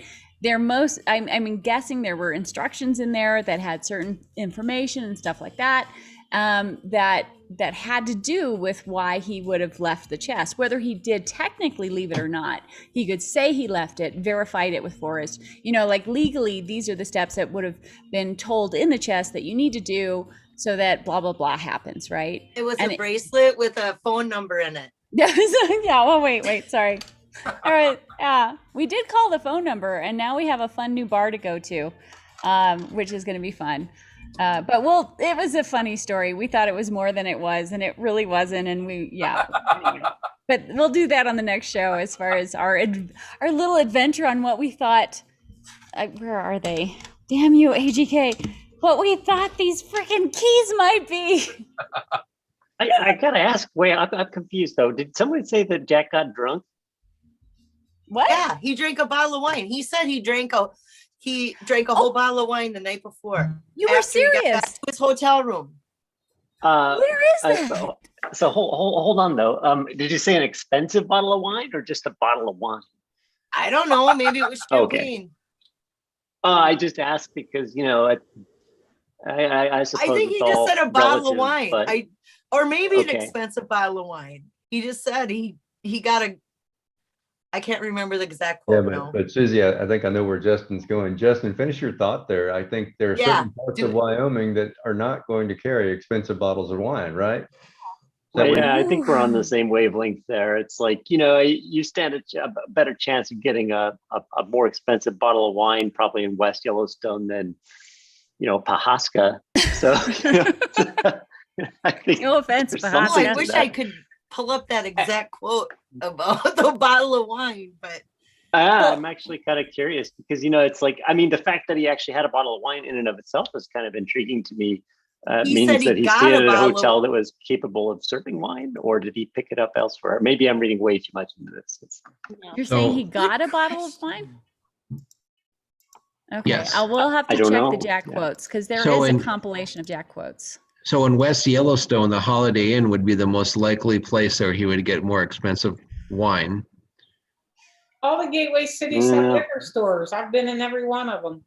Oh, the There's ga- some I mean, I don't know boutique what you guys are hotels. considering a good bottle of wine, but I mean, my God, just look at the liquor store part of Bullwinkle's. And there's other liquor stores there too. Yeah. What about Cody? within Yeah. Yellowstone? Anything within Yellowstone or Well, outside of that Yellowstone perimeter? National Park? I don't know. I mean, I- maybe I over can't- at the I can't afford to hotel stay at in Western Yellowstone. Yellowstone Lake. Maybe it was DK just Pro some- says in the chat, I asked Jack red or white, and then she has a Oh, you're right, Justin. I forgot about that. And what was the response I don't. for the red or white? She just has a Let's see. laughing face in the chat. I can't remember. I don't know. Maybe I'll ask him. I'll ask him if it was an expensive bottle. I don't know if that will help us, but Did he bring I'm it with him? I'm And that's trying the to issue, temper though, these like out, Cynthia's- right? Mentioning is that, expensive is relative, for some folks, like, $2 Chuck is the name of the game. It's a decent $2 wine, Chuck. right? And Yeah. getting a $20 bottle of wine that's a splurge. And I get that. Like, it just depends on the person. So the And I question don't know is, for Jack. can we see your receipt from the bottle of red wine that you purchased? Yeah, really. A screenshot is fine. It doesn't have to be exact. Yeah, I'm with Justin on this one. Pre-find, his definition of expensive was probably different than post-find, right? God, that's I have it. to wonder. Yeah. Davio says, does the panel think there is something left behind? The ring! The ring! The emerald ring! And of course, some shedding of molecules that might be able to be tested via soil analysis. Anyone else? Jack came right out and said he didn't leave anything behind. Not except for that twig that intentionally. he tossed. Yep. So the only thing we really have to go on is that twig. But the ring is missing. It's missing as far as Forrest is concerned. It was supposed to be in the chest, and it's missing as far as Jack is concerned. So I think there's a teeny little possibility it's in the dirt somewhere. Very Could you small. imagine? Could you imagine? You go to the Nook, right? You're just searching everywhere. You got your little pinpointer out, and it starts beeping, and you pull out that emerald ring. I don't I'm know. still stuck on this wine, guys. I'm sorry. Amy, there's a missing silver cross necklace too that I was interrogated over. So who the fuck knows? Silver cross. Okay, all right. Never See, I mind. think there's potential. If you look at the oh, right. I forgot. Sorry. That's funny. Yeah. Sorry. Okay, so I'm still gonna ask about the wine, apparently, right? Yeah, just ask him, like, how much is your bottle of wine? That's, He's gonna be like, what the fuck? Okay, pricey wine. Show us your receipt. or not even ask how much it was, just like what wine was it? That'll be sufficient. Yeah. Oh, right. I like that Can one. It's you your recommend this- celebratory wine. And can you recommend a place to get Very. it when we're up there this summer? Oh, Half that's an hour right. down to the town or the Yes. place in Yellowstone.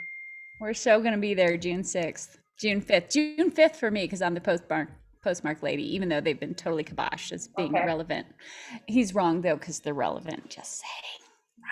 Right. Anyway, you're taking down questions. I think you ought to ask him if he would be willing to hide something back at that location, not of substantive value or anything like that, but just something.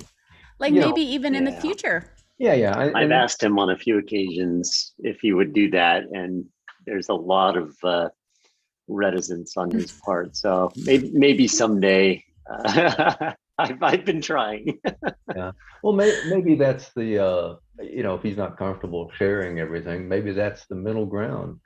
Take Yeah. something not of significant value and not out of the chest even, to put it at that location. So if somebody that was out there looking and really passionate about this found it, they would know that's the location. Yeah, I know, right? Something little and clear. That was pretty much exactly what I asked was, Really? it doesn't have to be anything of significant value, just an indicator to give someone Gary's the like, confirmation that they found this place, because otherwise it's just going to be maddening. And, and it's kind of a cyclic conversation, right? Because it's like, well, Jack's response to that is like, look, all the clues are there. Like the information's out there. You can find this and you'll know it when you're there. But my response to that is, if you spent enough years searching and you go to enough places, there are places where you can say, very logically, very clearly and simply, these clues line up. I think this is a special place. This is a lot of potential to it. And I could point to a dozen places that are like that. So I think just by virtue of searching long enough, you end up with kind of a list over time. And I just think that's a bit of an unfair characterization on his part to say, oh, well, you'll know it when you're there. Come on. So Justin, let me probe at what you just said a little more. If the location, you guys refer to it as Nook, just whatever location is the final we location. just like saying nookie, that's all. Yeah. So let's just think for a moment. If that's not the only so-called confirmer, right? Let's say there are other confirmers in this crazy puzzle that he put together in this poem, right? And let's say these confirmers get you like within feet of this location, hypothetically. Again, I'm just throwing this out there, seeing if it sticks, right? So we don't know the location, we don't know the exact location, but we're assuming, I mean, in some people's thought, it's like, well, gosh, without that, how can I find it? But what are the other confirmers? I mean, I've heard searchers say there are no confirmers. And well, I call BS on that. And the reason I say is you can't go with confidence without some sort of confirmation. And that's objective confirmation of what he intended to put in the poem, right? So it's not a bias. We all go out there with our confirmations and our own bias of what we think are confirmers, and we all can be dead wrong. But what if there's enough left to confirm that location within, I don't want to say a foot, but what if there's enough there to confirm that location to Cynthia well within the 100-yard or, you know, the football field space that you gave earlier. So I guess, you know, that's kind of what I'd like to probe at is potentially there are confirmers that get you within that realm or even closer, right? Possible. Certainly possible. I'm looking for a damaged blaze that might have been moved. And a ring. Do we know if the fake blaze is still intact? Ooh, good question. Add it to the list. You guys are awesome. Now that, I that bet was that's a wild- something that's, yeah, I that like was a that wild question. statement from him that I was really shocked at when you said fake blaze. I was like, well, wait a minute. Do what? That has fake got blaze? to be a tree. It's got to be a tree. If it was so easily made by another searcher and it was fake, I'm guessing tree. Do we know for sure that the fake blaze was intentionally placed by another searcher, or was it something that a human, you know, left behind, whether it's Right. an inscription on a tree or whatever, that resembled a blaze to Jack? Or Because people mark up trees all the time when they're hiking. right? No, Right. there's in this document, he absolutely answers that. Jack says it absolutely was made by another searcher. So it might have been like an omega or something on a tree. I'm guessing it's a carving like I don't know, a FF. running man, an FF. I don't know. Let me see You if I can nailed find it, Carrie. I Another don't think I marked potential. that one. I just want to know where that searcher is. Why are we not hearing more? All right, anyone who knows the searcher who might have done the fake blaze or who had done fake blazes that were TTOTC related, email me.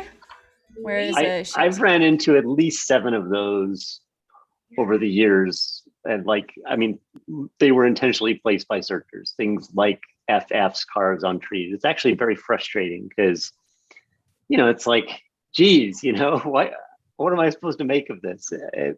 I can't stand when people do that personally. I actually found a really, really fun one that I was able to figure out who did. So I was up the Hebgen Lake area, Earthquake Lake, in that little section there between Earthquake Lake and, you know, when it goes up to, before it hits the road to the Cabin Creek or Beaver Creek, I forget. But basically in this little area that was, you know, searched by everybody. And I'm up with my little metal detector. Beep, beep, beep, right, looking for something and finding, you know, old snuff cans and stuff like that, which was fun. And then I go around this one aspen tree, right, and it goes beep, beep, beep, beep, beep. I'm like, oh, fun, right? And then as soon as I look up on the tree, it says TTOTC, right? So you have this split second, right? And then of course you realize it's a carving on a tree that's not very old, and you're like, oh, well, I'm going to dig it up anyway, right? And so you dig it up, and it was another like little snuff can or something like that. But it was very clearly TTOTC. Well, when I was watching YouTube videos later, there was a whole video I was watching of these two guys who were friends, and they show themselves carving the TTOTC on that very tree. Oh, wow. And I'm just like, that is so cool. I loved it. You know, I actually kind of loved it, but I can see where it's frustrating too, in the point, into the part of not, you know, it's like, is this, you know, is What this if that was the something? fake blaze? You know, it's Then funny you I know mentioned that, exactly too. the search area. that area actually right there, Earthquake Lake, there's there's an old campground there. And I think after the landslide and everything, the earthquake, you know, like the roads But are it's all not shut in down to Wyoming. It's Montana. Right. Yeah. What was interesting to me is that it was like a sea of blazes, because back in the 50s, Yes. tons of people carved on the trees. I mean, we're talking hundreds, if not thousands, of carvings on the aspens. And I thought, well, you know, at some point it was like, you know, just hidden in plain sight, in the sense that you could go in and make your own carving on one of those trees, and man, it would take you 3 days to find it again, because there's just so many there. I always kind of like the idea of kind of hidden in plain sight in that regard, but yeah. Yeah. Oh Justin, yeah, hey, amongst all the I other think blazes. I think I owe you an apology. I'm really sorry for leaving all those FFs out. My apologies to you, sir. Covert, who I to believe blame. you were in a similar search area. Yeah, Covert, are you the one who left the fake blaze? No, I have never left a fake blaze. I actually did on a hike up Watkins Creek. But it wasn't FF related. I actually just made it really cryptic, as if it might mean something. Oh, maybe that's it. I found his answer. Jack said, no, the fake blaze was clearly designed to be instantly recognizable as relating to the treasure hunt. Carrie, you nailed it. Find the fake blaze, find the search area. Who is the searcher? Okay, everyone, let us know. Yes, anyone who ends Come up clean, watching everybody. this later, Yes, email come me. clean. Email me where you might have put a fake blaze, and we might be able to find the search area. So Good Carrie, Good job, Carrie. That's Yeah, actually another confirmer. If you think you do find the forest smaller than the football field, a blaze that's been damaged, another confirmer would be with that this fake blaze. So within about 1,000 feet from the nook should be this fake blaze he just described. 1,000 feet. Wow. It's probably Nicely apparent done, enough Carrie. to be kind of in your face too, you know, like not really hidden that well, since it stood out to Jack pretty apparently. Yeah. so Bravo, Carrie. yeah, the real question is how robust is this so-called fake blaze, right? Is If it it's gonna on an stand the test aspen, of we've got like time? a 5 to 10 year period. Yeah, so that's We the got some real time. question. And all the ones that I put out there, Amy, they won't stand the test of time. You know, I mean, I put hundreds of them Did out. you put a twig out there? I heard you put a twig.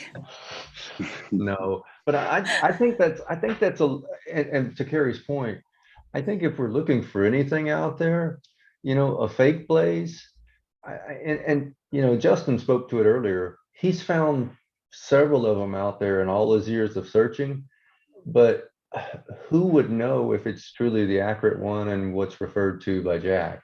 I mean, I think we might be fooling ourselves to try to say, let's go find a fake blaze. Let's set the poem aside, but let's find the fake blaze, because like Justin said, he found them. But I think you need all of it. You need all of the aspects here. You need the potential for something left at the site. You need the soil analysis. You need the potential fake blaze. You need all of these things to add up to a search area of what we know so far, right? It can't be just one thing. One thing might lead you somewhere as a potential spot, but you need the whole thing. Everything Jack said about this search area, everything he said about the blaze, everything, you know, all of these things add up to parameters that you can apply to potential search areas. Okay, so Amy, are you talking about a mass spectrometer for soil analysis? I Justin, used to is do where that you're for going? water. Mass spec? So I used to do that for Yeah. water when I worked up For at a research residue, center. bronze residue in the soil? Mhm. Wow. You know, so you would have to be in such a close, I mean, dead on spot. It has to be the nook. Yes. Yeah. And then Yeah. even then, I guess it would almost be questionable if you could extract any residue. I don't know. I mean, I'm You not a can. metallurgist. So archaeologists use that technique, but I have to research a little bit more. But basically, a soil analysis as far as things that have been in the soil for that long of a time. Yeah. Do you have, what's he eating, Matt? That looks delicious. And then, Yeah, Matt, so- what is that? sorry, he's just like, ah. Did you bring enough for the rest of the class? That was my next question. Copper Dan, we're like, yeah. Yeah, So, back in 2019. Oh, go ahead, Amy. Sorry. no, it's all you and Baby Yoda. Oh, he keeps me on task. I was going to mention there's a study back in I think 2019 where they did analysis on some like old Han Dynasty lamps that were made of bronze, and they used mass spectrometry on the area in order to find the residue for those lamps, as I recall. So I'm pretty sure it's possible to do, but you're right, it'd have to be a very localized area. Yeah. Now, Amy. the hope is that the Nook is fairly well protected, right? Out of the sun, not something that gets a lot of traffic via not being exposed, right, in the normal sense of the word. So if that is true, there is potential that this soil analysis could, I mean, because this is the great part. How often do you find bronze in the environment or gold, right? So that's where we have the potential for this. If it does come up in a soil analysis in one of the nooks that we're looking for, then we have the potential of saying, you know, this is highly likely right here. And then it has to match up with everything else as well. It's just an interesting theory. You know, it was only out there for a period of 10 years where, you know, just in your example, could have been many thousands of years. You know, the real question is, do you get enough of the bronze residue that would still be present in the soil at that location over the course of 10 years? And it would take probably a good metallurgist to answer that. I mean, is it even a possibility to find the residue? I just don't know if it would be possible, but It is. anyhow. It is. I can tell you science-wise, it is. Very That's what's so interesting. exciting. Yes. So like when I did water analysis at the Mountain Research Station here. Amy, there's a great question in chat. Oh, thank you. Yeah, I backed up on chat. Go ahead, Copper. No, just read the question that came in to you from Albert. He basically asks that Jack said that we'd be able to find the blaze from TTOTC. Right. And what does the panel think it is? You guys go ahead. Find the actual blaze from TTOC? What would the hint be? Oh, sorry, Copper. Go ahead. Jack said there's a hint in the book what the blaze is. Oh, I think there is, absolutely. Yeah, he said that. Jack said there is. Yeah, I agree that there is. Yes. No All right. question. How determinable is it? Given what we know parameter-wise, that it was wiped out instantly in some sort of natural phenomenon. I always thought it was a juniper bush. Oh. So How fire. can that don't be know. when he's in a tall forest of tall pine trees, though? True.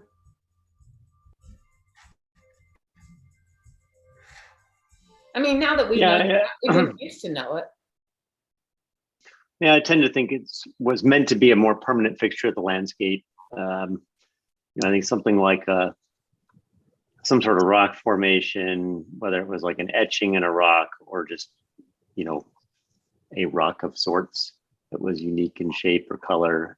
But you look in the book, it's like Skippy holding a rock. Maybe that's a weak reference or a weak hint at what the place could have been, a rock. I don't know how specific it really is in the book to indicate, what type of rock was it? But it might help categorize what the blaze was. I don't know. Hmm. The one that really puzzles me is that the blaze is supposedly damaged or damaged beyond recognition. That Beyond really, interpretation. yeah, that really puzzles me because I would not have thought that I thought it had been, Forrest made those statements about, can it be damaged and it wasn't feasible. It's possible, but not feasible to try. So to me, it's something very robust, right? A rock carving or something of substance. But Well, even a rock carving is feasible to sketch, to catch out. That's what bothers me. Not feasible to try eliminates any natural thing. unless it's big, like on a cliff. So It's that a combination too, right? Like not only does Jack want to not say what the blaze is, like he can't just say rock. Like I'm kind of surprised he couldn't just say rock, which seems to imply, I mean, his reasoning for not wanting to call that out is he doesn't want to give too much away, as I understand it. But that seems to tell me that the blaze is something exceedingly identifiable or unique that he's afraid to even mention what it was. And not only that, he's hesitant to mention the method that destroyed it, even though it's clearly natural forces, as he puts it. So, what sort of natural force would you be concerned about conveying to the community that might give away too much information? So, for instance, let's say I said, the blaze was damaged by a landslide. Well, landslides happen all the time, all over the Rockies. So it's not really, in my opinion, going to give away all that much way of useful information to tracking this down. But if I were to say something crazy, like the blaze was, I don't know, damaged by a wave or something, I mean, it's like, what? Like that would be very strange. That might really help narrow things down. So I think it's something more, it was a unique method of destruction that might help narrow things down that he's concerned about even mentioning. You are such a pirate, Justin. Bubbles. Arg. Wait, I have to change your name back. He says arg. Dang it, you changed your name. Here we go. No. Jack's actual word that he used was he didn't want to give out the blaze because it could imperil the location. In other words, he says what the blaze is, it's going to be too easily to identify the forest where this blaze was. So I think that's a big hint for us.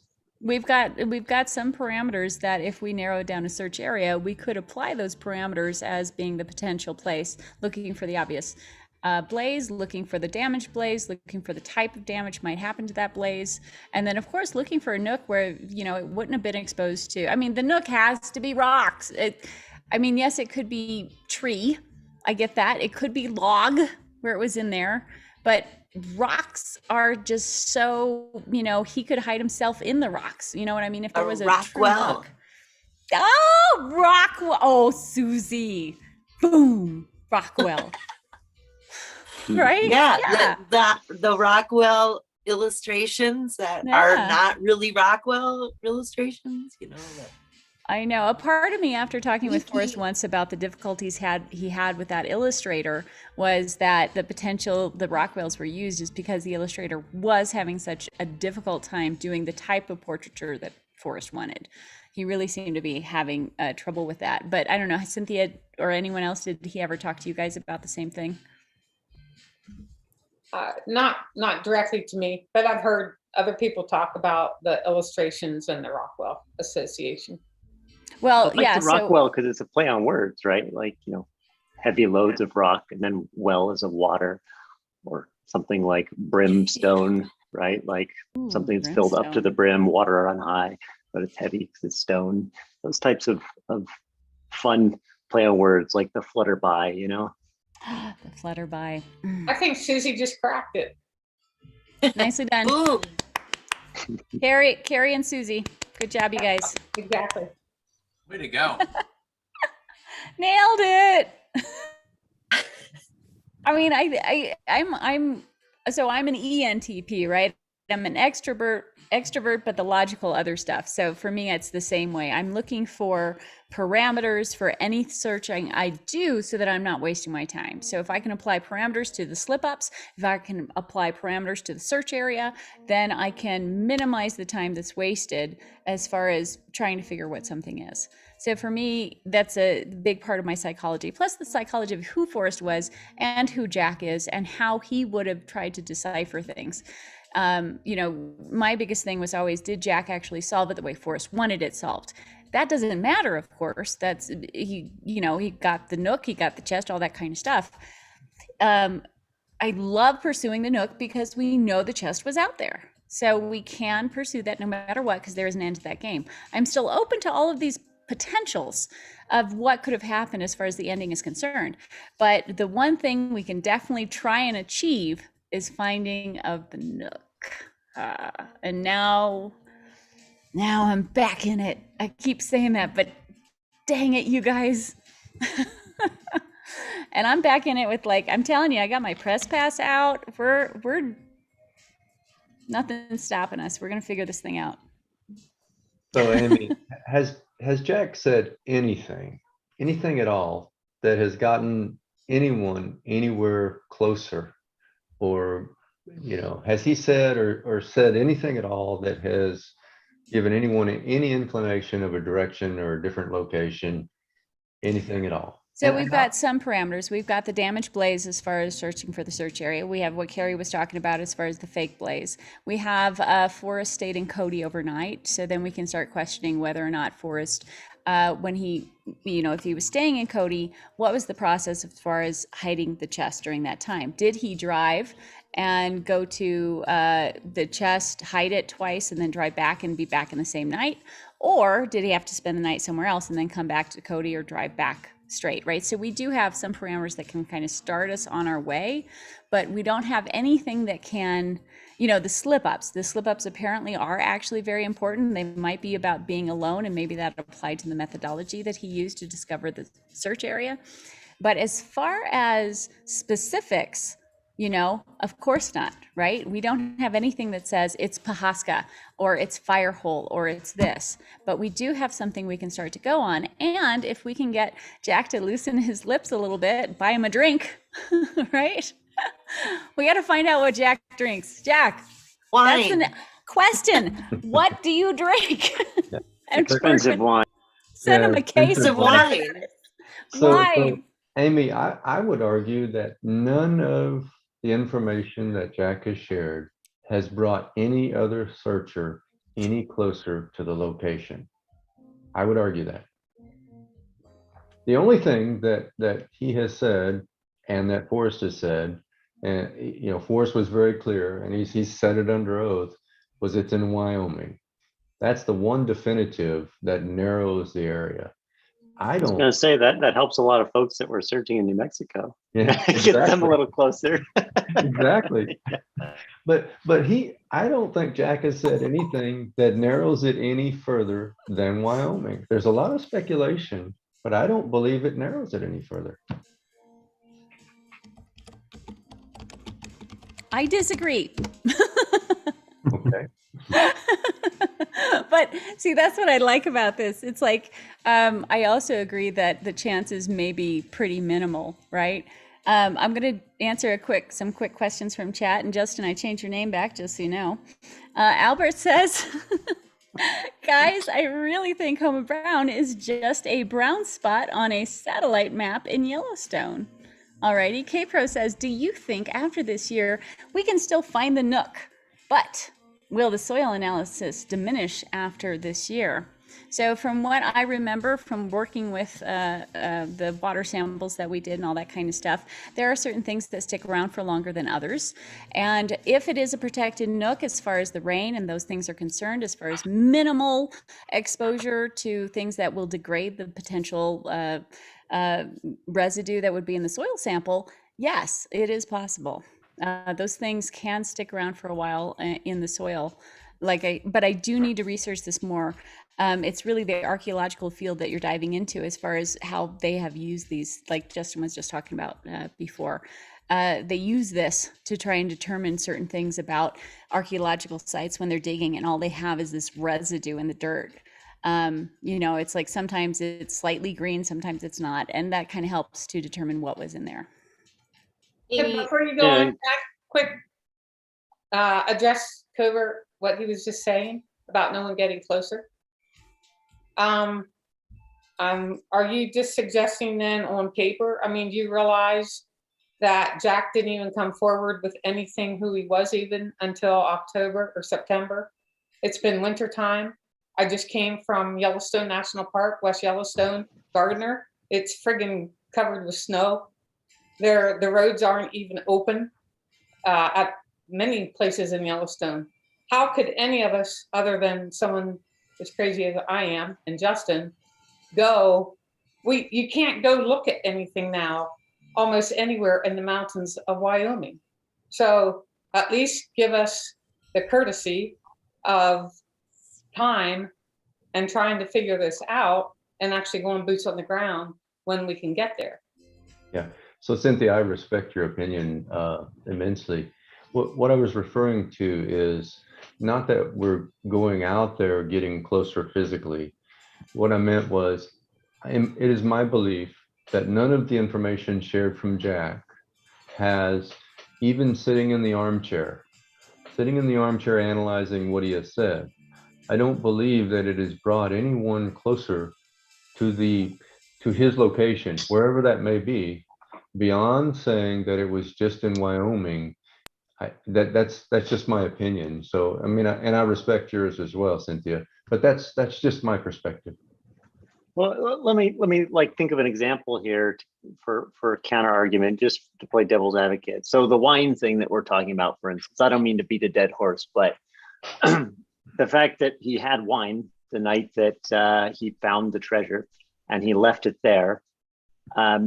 What this means to me is that he stayed at a location that had wine availability. You know, in some of these hotels and some of these places in Wyoming, like you're not going to have that sort of selection. And if it's categorized truly as an expensive, let's say over $100 a bottle, then, you know, there are certain locations like Pahaska, for instance, that can be eliminated, right? Because he didn't stay there because he didn't get $100 bottle of wine there. I can tell you that. So I don't know. I'm sorry. Couldn't Cody? That's right. But wouldn't you want to stay in the hotel that's closest to where you're searching as opposed to something further away? Is there, Justin, can you remember, is there internet service at Pahaska? There is. Yep. I want to do a real quick shout out to those of you who have already started sending me slip ups and stuff. Thank you.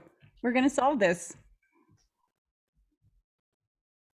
Very cool. Yeah, I'm not saying that it helps tremendously, but I think maybe collectively, all these pieces of information, when analyzed together, I think might help to a certain degree. Like, is it going to really nail it down? No. Is it going to help eliminate maybe some swaths of Wyoming? Maybe. Even if we look at the weather patterns on June 6th, we can still categorize several places in Wyoming as still being under snow. And we can say, well, safely, we can count those out because he was searching on those dates and he wasn't searching in the snow as far as I know. Yeah. No, so that's a very good point, Justin. I mean, within a certain radius of, where you can buy a notionally expensive bottle of wine, there are some places that are hours away that would never have anything called expensive bottle wine. So you're saying it could narrow it down further, and I understand that. Do you know that what you just said, what's trending right now on Google is, where can I get an expensive bottle of wine in Wyoming? That's good. Covert, you're awesome. That's great. All right, I'm going to read a quick. Billy Shaw Jr. Sent me his interaction with Jack, and so obviously we have permission from Jack to read these kinds of things. So I'm going to go ahead and read this. Billy, thank you very much for sending this in. He says, so this is the interaction we have. I'm going to read you the last part of the interaction that has to do with the slip-ups. Thanks for your speedy reply. I guess I was trying to ascertain if the slip-ups set you on your way to solving the poem, or if you were already on the right track before the slip-ups. Based on your response, I'm guessing you had a pretty good idea of what you were doing before the slip-ups, but correct me if I am wrong. Excellent question. And the response from Jack was, well, they helped me understand what I was looking for. How do you guys interpret that? Yeah, it's basically what he said in this document. I don't know if that was Billy Shaw's question in this document, but he is saying what, not where. Right, like not a location, like not Pahaska, not Firehole, but But how do You know- you apply that to a search area? Well, that kind of also speaks to the idea of he's worried about the place being damaged. Like he called into AGK and said, what about the damage? So maybe the place is really something, that he was really that worried about being damaged. Maybe it is something that fragile or, extra. Something more. Well, what about what I was looking for as far as Forrest going alone in there? Because he emphasized that so much in the AGK thing. What I was looking for was somewhere Forrest went alone. Is that In the book? Would that fit? Obviously we have that one article that changed, and it left out the Gibbon and Firehole, or which ones did it Left out the Firehole. Are you talking about Flywater? Yeah. Yeah, Flywater, he left out. I mean, Firehole, right? what kills me is that, the potential. So I had this Madison Arm thing, and I didn't know if you went north or south, but if you did go south, it was through a canyon and ended up with the Firehole thing. But it just seemed too obvious, right? What if it's obvious? Right? And you just search the crap out of a specific area. I guess at that point, once you narrow down a search area, you want to find out from the community who all searched that area and where did you search, right? How hardcore were you? Because of course we have, oh dang it, who was it who searched the Madison area or the Hebgen Lake area to death, right? That lady. Rooster. It was the whole double omega rooster thing. Anyway, she, so like. Are you talking about Digging Gypsy? Thank you. Yes. Thank you. Oh my goodness, my brain. So anyway, like maybe if you got it. So that's what I like about the venue of you having YouTube. We can actually crowdsource some of these things as far as trying to figure this out. So anyone who, like, if we have a search area that we're wanting to go into, who all searched this area? Where'd you search? Right? Did you make a fake place? That is the avenue that we have for these. And I'm going to read some quick ones. Hooley says, Covert 1, sections of forest, 6 feet from where warm waters halt, border location, non-potable water available. Oh, parameters. She's talking about parameters that Jack hasn't tried to give us, but are sort of there by what he said. Yeah. Okay. And, thank you for clarifying. And K-Pro, if you find the location or a group you are working with and get that info, will you be sharing it on your channel? Oh, why not? Nope. I'm keeping it with the bracelet. It's all mine.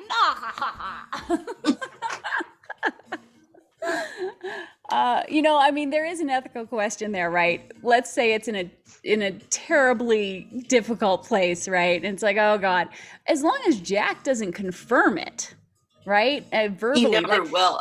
He can tell me in secret. As many of you know, it's the vault, but I've got a vault. It's the vault. But anyway, as long as he doesn't confirm it, I think we can do our best to confirm it, and he's still okay legally. That's my guess. But I would be curious to find out, because without confirmation from him or Forrest, legally, I don't think it's going to be an issue. But there is an ethical question there, right? How far can you determine this and different stuff without it harming someone else, Forrest's family or Jack or his family, those kinds of things? It's like you do want to step lightly when that stuff is a concern. But if you found the nook, why not? Why wouldn't you share that with the community? Unless you wanted to hide something else there and torture everyone and say, go find it. I'm gonna put this bracelet there and then just say, just use the poem. No. Once you get there, you'll know the search area. It'll be obvious to you. Look for a damaged place. It'll be fine. Right? So I don't know. What do you guys think? If you guys found it, what would you guys do? I'm gonna put billboards up all over between Santa Fe and Wyoming. With big arrows? I can so relate to everybody who's been doing this for so many years. all the lack of sleep, the money people have spent, I'm shouting it out to the whole world Mhm. because I understand how I feel. Yeah, exactly. The empathy thing. It's like, it sucks not knowing stuff. Next. Susie? In the thingy. Here. So What- if you found the nook, you definitely be like, I found it. It's right here, everybody. Oh, if I figure that if there's a light bulb that goes off and I figure something out in the book and go, oh, because he said it was, there was something that really confirmed it. There was a confirmer. There's something if he I says said is, I would be on YouTube going, oh, you got all right. absolutely 100%. How about you, Matt? I'm looking at YouTube, so I'm going via that way. You muted, Matt. If I found the nook? If I found the nook? Yes. Mhm. Yes. Oh, well, I'm telling a few close confidants. How very mysterious. Am I a confidant? Apparently I'm not. I'll buy you some expensive wine. Oh, Cynthia, come on. All right, Carrie, you're next. I'm sorry. Can you repeat the question? So if you found the nook and you had whatever, yeah, this is definitely it, would you tell everyone? Ooh, look at Ooh. that smile. Oh my, yeah, Copper Dan's I think there is a group of people that I would like to share with. Absolutely. So you're in line with Matt. Okay, all right. Next up, Justin. Jeez. You know you were coming up. Come on. Yeah, I mean, Lie to us. my intention here would never be to just withhold information just to withhold it. I think that's just silly. I know that there are people out there that still want to continue to look, and they want a reason to continue looking, and they don't want it handed to them necessarily. So I don't know. I think there's probably a compromise to be struck there, maybe leaving something unique, and hey, if you find it, you tell me what it was and I'll tell you, yeah, that's the spot. As far as I know, keeping the that's chase spot. going. I like the spirit of the chase in that regard. It's no secret. I at some point I do plan to do my own treasure hunt, but I don't plan to hide what I want to hide wherever Forrest hid what he hid. But it would be nice to kind of keep the spirit of it going to some degree, because really the only people, as far as I'm concerned, the only people that are looking for this today, the monetary gain's gone. It's not there. It literally is the thrill of the chase and just finding the spot for that exhilaration, for that satisfaction. And I appreciate the folks that are in it for that. And that's, Oh, you purist, you. but then the flip side is, there's a lot of guilt there, in the sense that there's a good chunk of the community that for a lot of different reasons, they don't have the ability to go and search. And so, Yeah, that's true. if it's not conveyed responsibly, then those folks would never know. And if I was in that position, that'd be Brutal. horrible. I mean, just absolute Horrifying, torture. torturous, mean. But, it's tough. It's tough. I don't know, I guess, is the best way I could phrase that. I mean, I think that there's probably a responsible way to go about disseminating it. But it really is contextual. It really depends on where it's at. I mean, if it's, I don't know. I think there's just too many what ifs there to really answer it. I know that's a non-answer. It's probably not setting well with everyone, but it's the best. That's I can okay. muster. We're just going to make you a bunch of sidecars and we'll know everything we need to know. Okay. All right, Copper Dan, you're next. I'm going to put one of my treasure boxes and coins in it, and then go of join these? Justin and One of these? yeah, I'll put one of those in there. God, look at that shine. It glows. Literally, it glows. Cool. I think it would be hard to keep from the community. I think it would offer closure for so many people. But I do agree with Justin too. So it would be a compromise, something to think about. Because there would I be don't people envy who might Jack's want to continue the chase. situation. Yeah.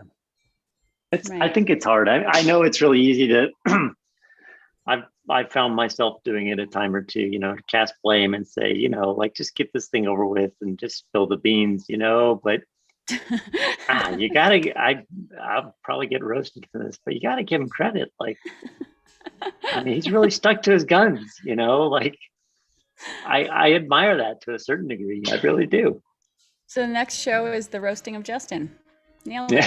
Yeah. Okay, Covert One, you're next, and then I'm going to read what K-Pro said.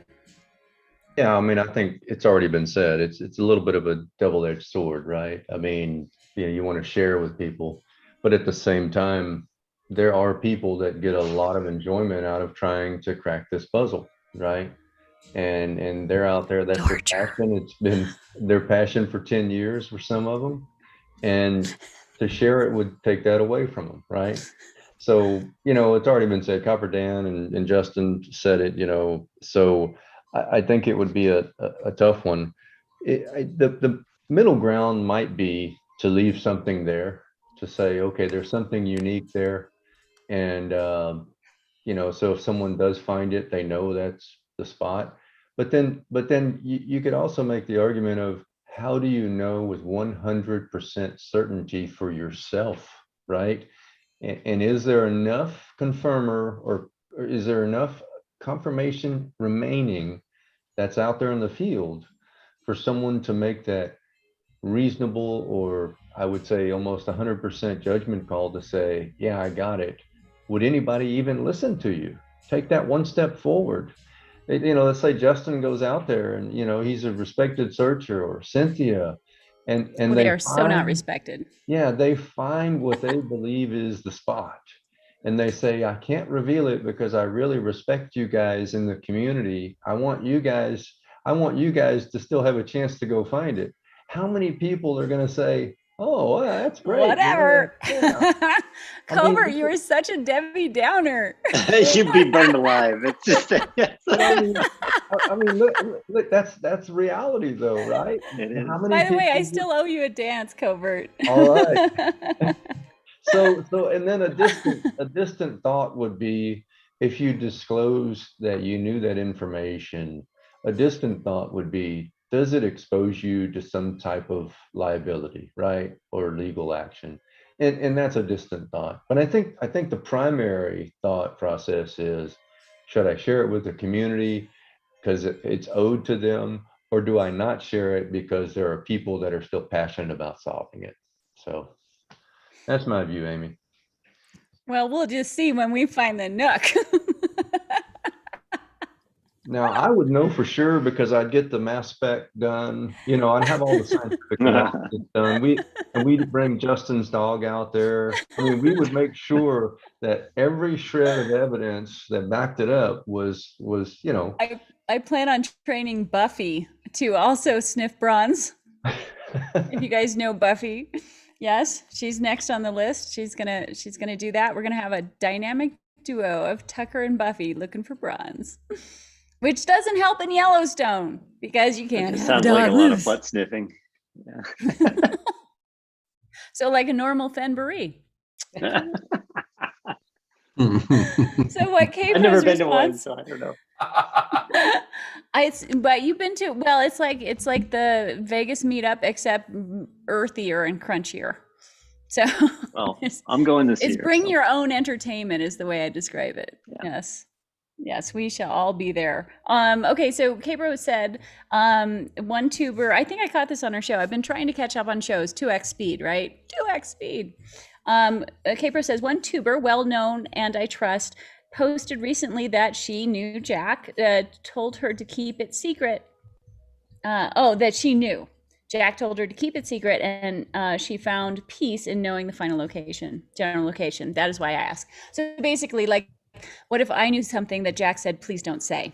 Where do your ethics lie at that point, right? You're really in a crux. There's like obviously the backup plan that Forrest told me, right? He didn't tell me not to say it, but I just was very respectful ethically at not talking about it. But then when the other YouTuber did, I was like, okay, you know, that's something that, you know, obviously is out of the bag now, so I can provide the information that I have without feeling this ethical need to not talk about it. So yeah, you're in a bit of a crux. If crux, is that the right word? Anybody? Yeah. Crux. I made it up. It works. So you're stuck there where someone who is in the know asks you not to say something. You know, what do you do? What do you do at that point ethically? You know, you have an entire search community that could benefit from that information, but then you have somebody's life who could really be detrimental, you know, for them. So there is an ethical conundrum there. I understand that. I think the real question lies in when was this person asked to keep it confidential? If they Well, it was according, I think if I remember from the show, K-Pro, you can correct me on this one. It was they went and searched their emails and found them, and then I guess confirmed or talked to Jack, and Jack said, please don't share. So recently. Yeah, so you know, in the original email, he didn't say keep this confidential. This is very Right. secret, right? Ah, in the original. Okay. Yeah, I get where you're going. So there was in I that, don't think she has an obligation. yeah, in that perspective, she Technically, doesn't have an right. obligation. However, like you said, where do you draw the ethical line? Does a person feel like they have an obligation because they've been asked after the fact? And I can see where most people, good people, would feel like they have an ethical obligation, right? Especially if that search area led to big significant issues for Jack.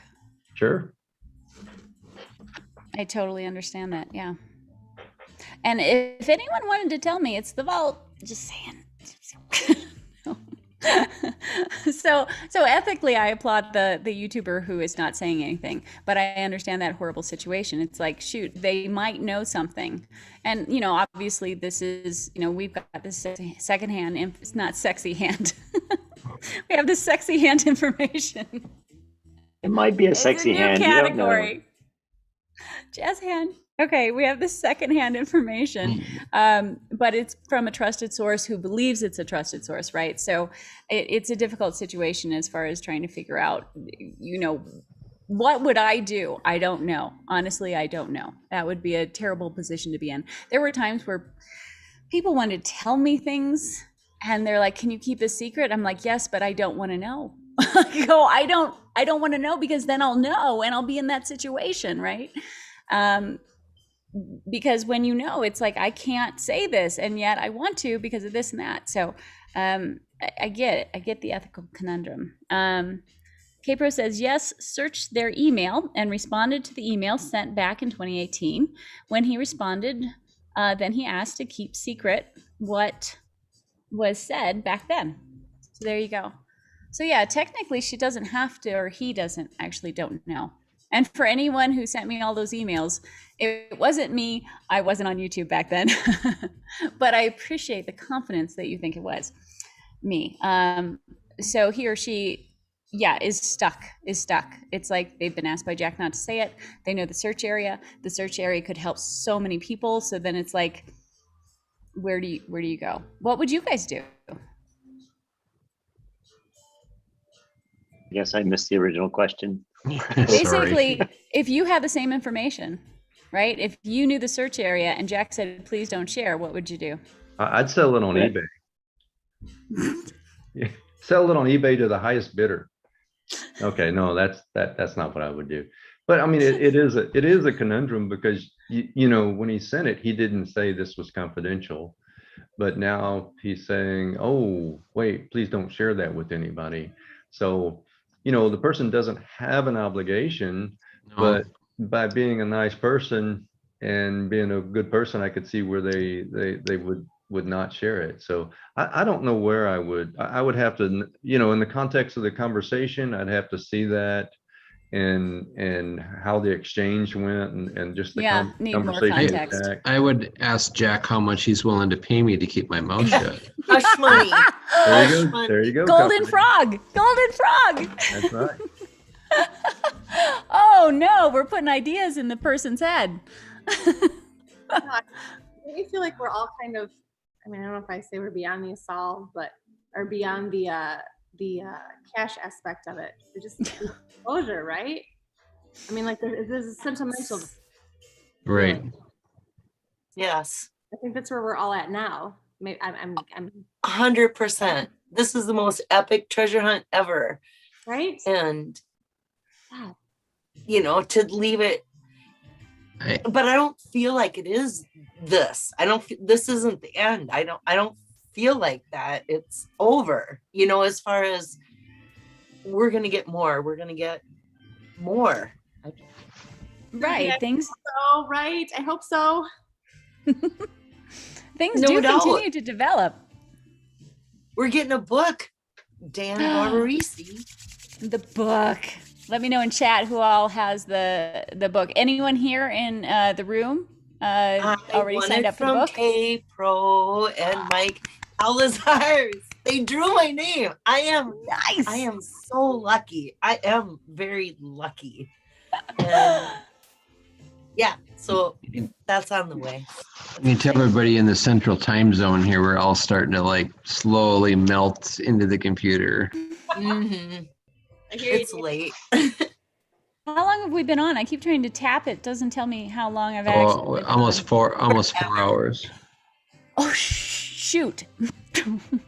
Oh my gosh.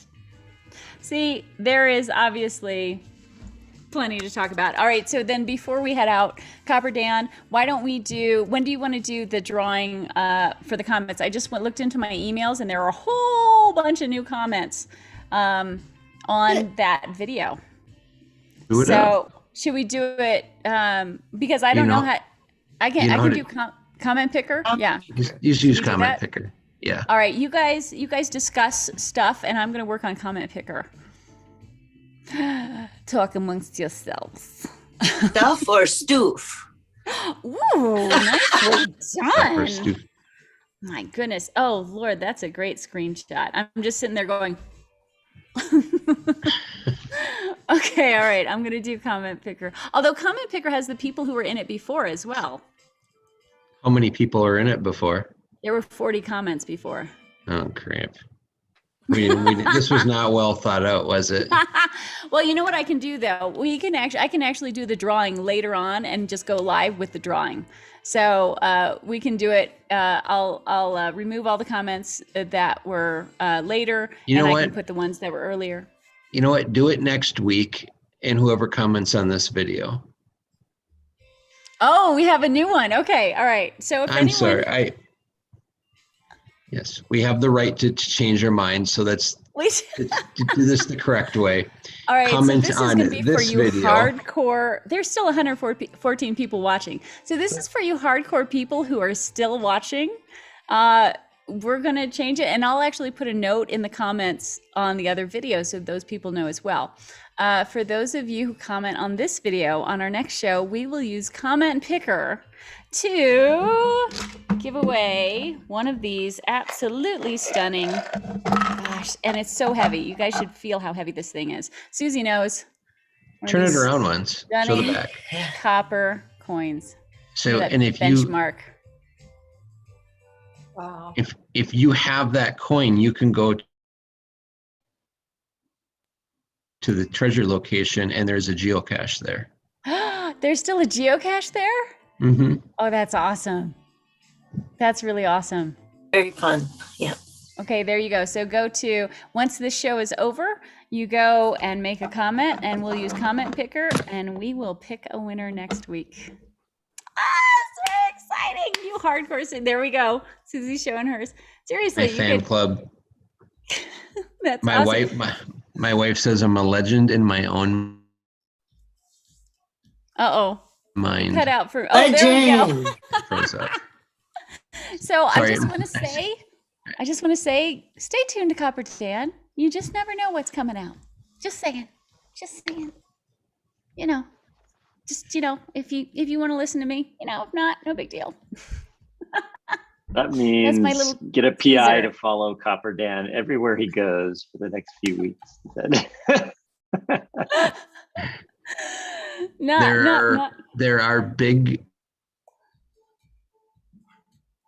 There are huge things coming.